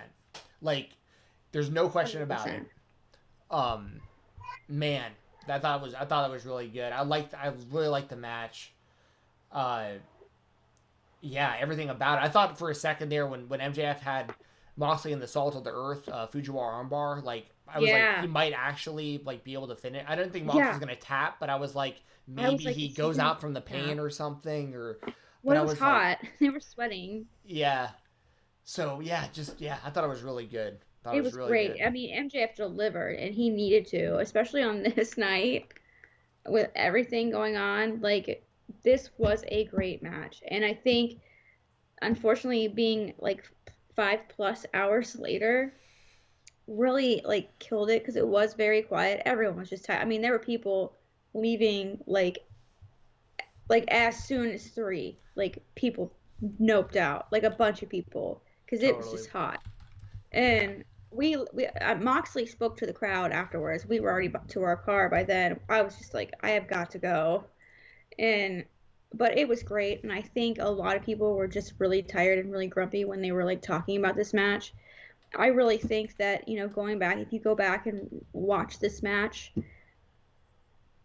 back and just that match, it'll hold up. It'll hold up, and it'll probably look even better not having to sit through 4+ hours of wrestling. True.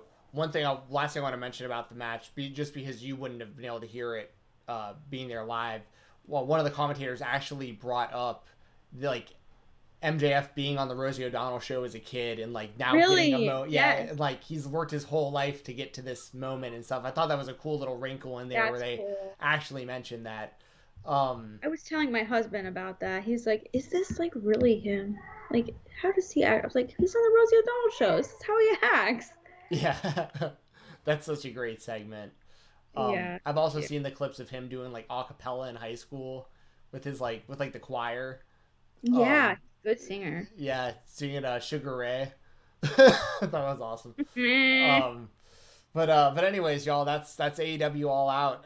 If y'all have any last minute super chats or donations you want to throw our way, we will still make sure to address any of your questions or statements. I'm gonna read through our sponsors here in a second. And like always, make sure to give us a thumbs up. We got 20 thumbs ups this episode. This is great. Thank you so much for that. So thumbs ups helps. Subscriptions help. Subscriptions are obviously free for y'all. And when this channel hits 10,000 subscribers, which is getting pretty close, we got some stuff to give away to y'all. So we want to try to reward y'all for subscribing and helping support us. So is there anything that you want to talk about like before I get into the sponsors, Jessi? Not really. Just subscribe to my OnlyFans. Oh well, I'll put that up on the screen for you. I know, but I'm trying to think. Just basically, all in all, it was a really good show. I had fun. Was it as good as All Out last year? Heck no. It was a little too long. Absolutely, it was too dang long. But I had fun, and I was really happy to be able to go. I was really lucky to be able to get tickets that I paid for with my own money. Yep. So yeah, it was a lot of fun. I was just really tired, still dehydrated from it, but it was great. I'm really excited for Dynamite on Wednesday. Really excited. Like I said, I'm really glad that Matt Hardy is okay. Yeah. It was really scary. I'm really glad that he's okay, and I really hope that AEW gets better with this and learns from that and knows that it's okay. AEW, it's okay. Not that you watch this or not that you care, but it's okay for you to call off a match. Like, we understand. We're not going to be mad, I promise. Yeah, for sure. My biggest takeaway of the show, actually. Yeah, I'm going to go pee while you read those because I've got to go pee. Gotcha. But what were you going to say? I was going to say my biggest takeaway from the show is basically, like, this just goes to prove how great AEW as a company has been. Like, because people are complaining about this show. This, to me, was still a 7 out of 10 show, which in every other scenario is a great show. If WWE was giving me a 7 out of 10 pay-per-view, I'm very happy with that. And the AEW has just killed it at such a high level over the last year that we're expecting 10 out of 10 every time. And they've delivered 10 out of 10 every time up until this show. So when we get a 7 out of 10, which is still great, we see it as like a fail. And that's where I feel like I need to bring that up, because it's like, y'all, if we were getting 7 out of 10s consistently from WWE Raw, we'd all be stoked with Raw. You know what I'm saying? Like, So AEW, it was still a very good show that I very much enjoyed. It was just their worst pay-per-view so far, but it was still a good pay-per-view. So yeah, I just want to throw that out there as well before I read the sponsors out. All right. Speaking of the sponsors, this is what we got for you. Music City Toys and Collectibles. So they have the best action figures, DVDs, autographs, magazines. I mean, anything you could think of. They did a live sale last night. This is a lot of the stuff they bagged up and sold. I mean, just a ton of stuff. They do these live sales on Facebook. That's so great. So they did one yesterday, the morning after. I mean, look at all this stuff shipping out for people. Some of this stuff is mine also. I got added to my WWF Bendham's collection that I'm getting very close to completing at this point. So Music City Toys and Collectibles is where to go for all your stuff. I mean, they will give you fair business. They're nice people. There's really nothing more I can say other than that. Like, if you go over there, if you talk to them, tell them that me and Jesse sent you their way. I promise you get a good deal. And for people like me, because I spend so much money, consistently through Music City Toys and Collectibles, and of course they sponsor my podcast and the show that I do with Jesse and everything. I'm a part now of their VIP membership group, where if you do enough business with them, there's actually a secret group that gets first dibs and exclusive opportunities like at merch you're looking for. And another really cool thing is these people are so personable. Like Chad, who runs it, he knows that I collect Bendhams. And so when he gets a big box of Bendhams in, he hits me up and gives me first dibs. I'm like, hey, this is what I've got. This is how much each one of them are. If you want any of them, let me know. And then whatever you don't want, I'll put out there to the public. I mean, it's like, I'm very happy and grateful to know these guys and these girls and everybody involved with Music City Toys and Collectibles. They're great people and they'll give you a great deal. So once again, just search for them on all social media. Just search Music City Toys and Collectibles, and whatever your fandom is, whatever you collect, I promise you they can help you expand your collections. Also, WrestleRumble.com, the place to be for fantasy pick'em contests and raffles. The upcoming raffle is completely insane. For $1, literally, you go on here, you hit $1 entry, and you just put in your PayPal information. For $1, somebody is going to win 8 NXT Championship belts. And these are the real deal, the $500, $400 piece belts. There's $3,000 worth of belts probably sitting in this poster. We have the NXT title, the NXT Women's title, NXT North American title, both NXT Tag Team belts, the NXT UK Heavyweight title, the NXT UK Women's title, and the Cruiserweight Championship for $1. Last month's winner was Hannah Moore, a friend of the show, moderator here. She won 5 title belts. She put in $20. I know for a fact she put in $20 and won $2,000 worth of belts for $20. I put in $20 myself. There was about 4,000 entries in this thing, and Wrestle Rumble is just what they're doing is just fantastic. The more people that enter and join, the more money they have in their pocket to just reinvest and keep buying these incredible prizes. And then also, they do the pick'em contest. So when the pay-per-views come around, you can fill out a whole list of stuff like winners and losers and match stipulations and a whole bunch of stuff. And a lot of the time, there's title belts on the line and cold hard cash. It is not uncommon for Wrestle Rumble to be giving away $500, $1,000, just straight up cash to you for being a wrestling fan. So take advantage of this. Check this out. Jump on the website, WrestleRumble.com, and stay up to date with all their contests and raffles on Twitter at WrestleRumble. And lastly, we got my brother, Brian Jensen. He has changed his profile here. I just noticed that. It's usually all the way down. He is a part owner of Steel Boxing and Athletics out of the Atlanta, Georgia area. It's a gym here in Atlanta. He works with Parkinson's Foundations and all that kind of stuff. I work with him in some of these foundations doing their website work and videos and stuff like that. Great causes and stuff. And you can just shoot him a follow on Instagram, Boxing ATL, BOXING ATL. If you want to get in shape, learn how to throw hands, if you want to box at an amateur or professional level, there were some pro fights actually last night where he was cornering some boxers locally and stuff like that. And they did really well, won by decision last night, him and his team. Wow. So yeah, great stuff. He'll meet you in That's your awesome. Yep, he'll meet you in a gym. He'll meet you at your gym. He'll meet you at your business. He'll meet you at your residence. He'll meet you in a park. He'll help you online over Zoom if you're not local. He'll help you reach your goals. That's really just the short of it. He'll help you reach your goals. Shoot him a follow. Once again, Instagram at BoxingATL. And like all of our other sponsors, tell them that me and Jessi sent you over there. I promise you that you get a really, really good deal. So thanks again to all of our sponsors. Make sure to follow me on Twitter at FightTalk_, FIGHTTALK_, and I'm going to pass it on over to you. Yay! Those are great. And they're also all the links to those supporters and helpers are in the description of the video. Jessi, by the way, I want to take just a second here. I don't want to cut you off, but I need to say this.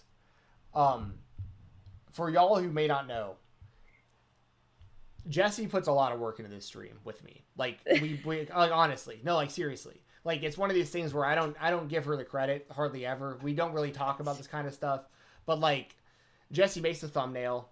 The thumbnails have been great. The one today that thumbnail took me an hour today. I could tell. I know Photoshop. I know that. I think today was your best thumbnail yet. Like I think that I was really proud of that thumbnail, man. Yeah, the thumbnail's great. She took the time to put all the information for the donations underneath. She took the time to put all of our sponsor links out there. So like, it's so, we never address this kind of stuff live on air for y'all, but like what Jessi puts a lot of work in her own time into this show with me, and it's something that I just want to thank you, Jessi, for all the extra stuff that nobody sees or probably doesn't appreciate because they don't really. There's no way they could. There's no way they could really know. Yeah, so, they don't know.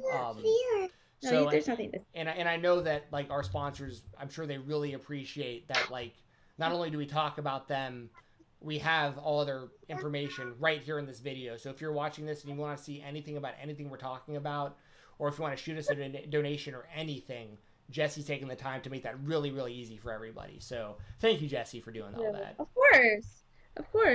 You work really hard on the other side too. You're the one doing all the Streamlabs, and you're the one who put all these graphics on the screen. So, and put all those GIFs together for the little Easter eggs. So you've done your fair share of work as well. It's really great. So we do put this team effort. Yes, on these. It is a team effort. We both care about this a lot. We put a lot of effort into this for y'all, and we really appreciate it. It's something that brings us joy. I know it's something I look forward to.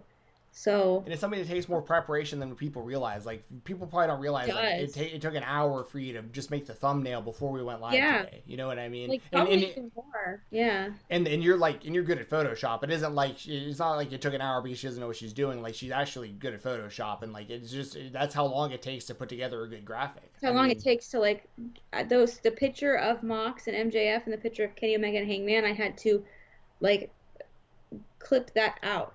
Did you had the pen tool all the way around it, mask it? I had the pen tool all the way around it. Yep. Then I copy and pasted it and put it on that, and then I put the blending options. I put a drop shadow and a glow on it, and a little bit. It just like I did a whole bunch of stuff, and then I had to erase I had to mask the kind of like in between like their arms where I couldn't pencil it,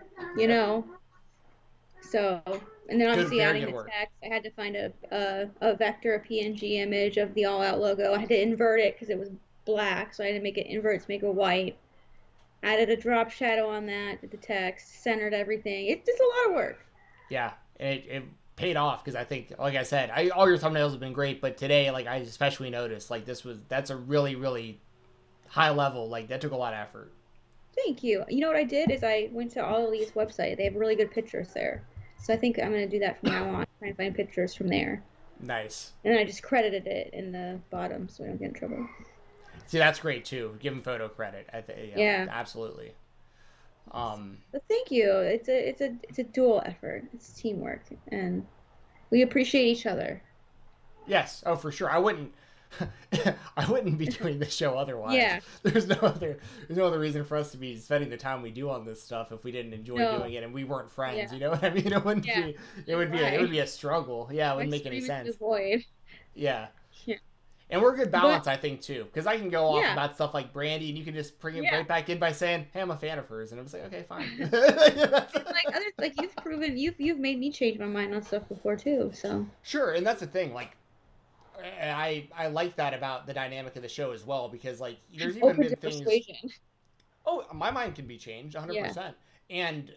And we've also had an opportunity to tackle topics that I would have never tackled otherwise, like Yeah. throughout like the speaking out and all that stuff. Like, Mhm. and that was when I really knew that you had a lot of trust in me was when you were having those kind of conversations Yeah. on live chats with me about like your own experiences and stuff. And it was like, okay, like she really, really trusts me to be having this conversation like publicly with people. So like, Yeah. so there's, So, yeah, so it's just one of those things like, because I don't yeah. even realize like I'll scroll through your YouTube page every now and then, and it's like I'm like, holy shit, we've done a lot of these already. I feel like I know. I feel like we just started, but we've got probably like 50 or so of these things in the.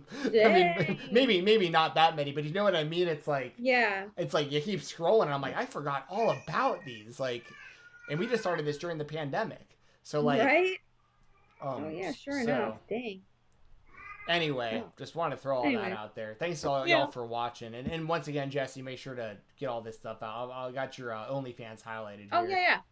Yeah. Okay. So yeah, I forgot about that. But thank you. That was really sweet. So yeah, the best place to like contact me if you want to chat with me, if you want to see more of me, like more of me, you can go to my OnlyFans, onlyfans.com/Jessie the Buckeye. That is the best way to support me and my growing family right now. Like we really, really need it. So it would really mean a lot to me if you would go subscribe, hang out, purchase some other content, request some reactions or whatever you want. It would really, really, really mean a lot to me because I really do kind of we're needing that right now. So it just really means a lot to me. Onlyfans.com/Jessie the Buckeye, or you can always super chat here. That's cool too. That helps a lot too. And obviously on Twitter, if you want to see me live react to wrestling, I'm gonna be in the Thunderdome tonight, so that should be fun. Hopefully, I don't know if I feel up to it. I'm kind of pooped. I'm like tired. So, ooh, excuse me, acid reflux. Don't follow me for acid reflux. Follow me for You want that uh acid reflux content? like I was Follow like OnlyFans. my stomach like rejected my own Twitter. Yeah. God. Check out my OnlyFans. Got a whole bunch of sexy pictures. If you want. Sorry. Damn, I just made myself sick. That's what I think of myself, you guys. That's how much confidence I have. Oh man, KC4 Life Wrestling take or KC4L. I can't remember. It's not Kansas City. It was something else. I know he said the other week. I can't Yeah, remember he either. said the other- We recognize you though. We know Yes. we become a regular here. Thank you, Casey. Yes, thank you so much. It says, keep it up, you two. Congrats to Mrs. Jessie and baby number 2. Pray you have a successful delivery when she comes. Thank you. Me too, because my last delivery was unmedicated, and no one believed that I was about to. I can go into that story, but no one believed that I was actually like as far along as I was until I started like punching the bed, and I was like, all right, I need to push. And they're like, no, you're not. I wasn't even on labor and delivery. I was not on the labor and delivery floor. And I was like, my mom was like, you need to check her. And they were like, oh, you're ready to go. I was like, wait a minute, I have not gotten an epidural. Whoa, I can't do this. They're like, you need to. That sounds Yeah, so painful. it was. And I will brag about it at any opportunity I get. Yeah, you gotta be tough as hell. Like you gotta be tough as hell to go through that. Oh my gosh. Ugh. And there wasn't even a doctor. 2 nurses. I thought you were about to be like, I was just like. Oh, yeah, I grabbed myself. Yeah. Oh my gosh. But it was wild. But yes, so thank you so much. I really want a way different delivery this time. I'm not gonna do an epidural because I had like a botched spinal tap recently because they thought I had meningitis, but I didn't. It wasn't recently. It was like over a year ago or 2 years ago. And so they did a spinal tap, and I ended up getting like such a bad spinal headache that I was in the hospital for 3 days. So I can't get anything in my spine because I get leaks. Gotcha. So I'm hoping to do laughing gas. That sounds pretty great. The only few times I've had that was for like I get it. like I get oral that surgeries. every time I go to the dentist. Every time I go to the dentist, I get it. I pay the extra. I'm like, just do. I hate it. The craziest thing about that stuff is like, because I hate needles and all that. But when they give you that laughing gas, I'm literally watching them as they're doing the stuff You to don't me because care. I'm just like, you just don't care. It's incredible how that actually works like that. That's right. King Cell for life. That's right. Yeah, thank you, King Cell. Thank Thank you you. so much. But yes, anyway, sorry, I was in the middle of other than my birth, my child. Almost.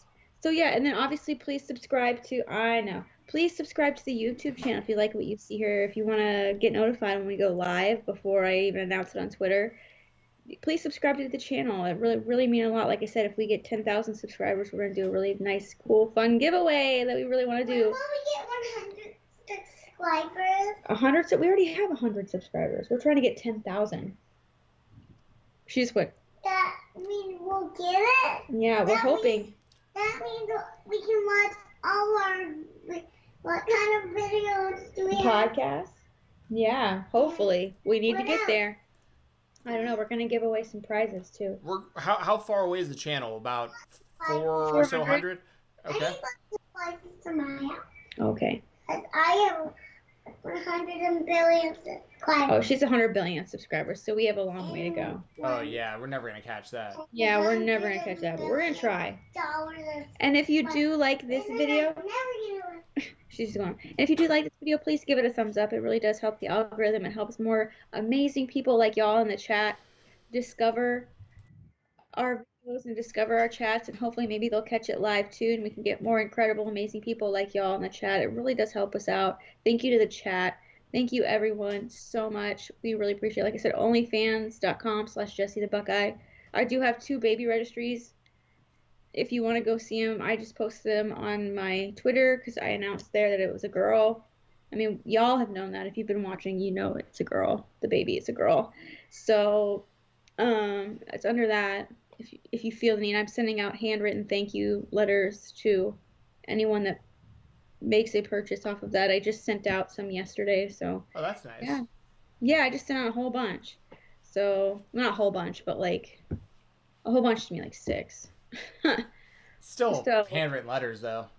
Takes Yeah, time. and I really do. I try to write like a nice big long thing because it means a lot to me. So yeah, those are the best ways to contact me. I don't know when we'll be on next.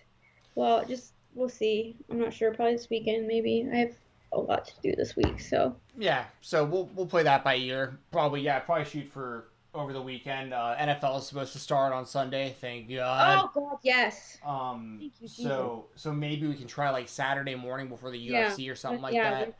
We're not gonna mess with football. I will not. Yeah. No, ma'am. So So- yeah, I'll be when Sundays are about to be important, busy days for me. I should say busy, but like I'm at a point in my life now where like I've hit an age where I now invite my parents over for football and stuff like that to my place and that. That's so, what I like, do too on Saturdays usually. But the Kevin Warren, the Big Ten commissioner, is the biggest piece of poopy in the entire world, and thought that he was gonna pave the way and make everyone cancel football, and everyone else said, "Nah, Right? Yeah, they're like, no, we're good. We're gonna keep going. no, we're good. Thanks. You guys look like idiots. So stupid, Kevin Warren, and you're a butthole. I hope you So- get hemorrhoids, jerk."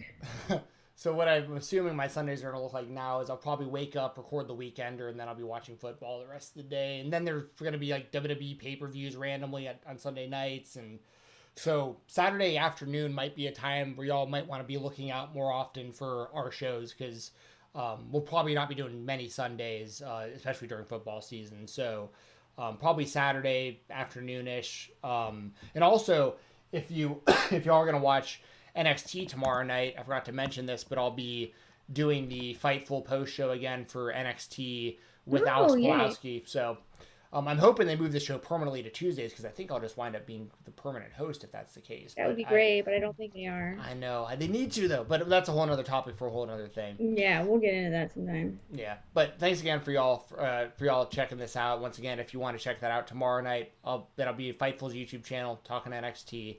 We'll have other stuff coming out throughout the week, different podcasts and whatnot that I do, and we had Jericho getting pointed at. Oh, my stupid arm just disappears. Oh well. But we know what you're going for. Yeah. You got Jericho laying in the mimosa, still the goat.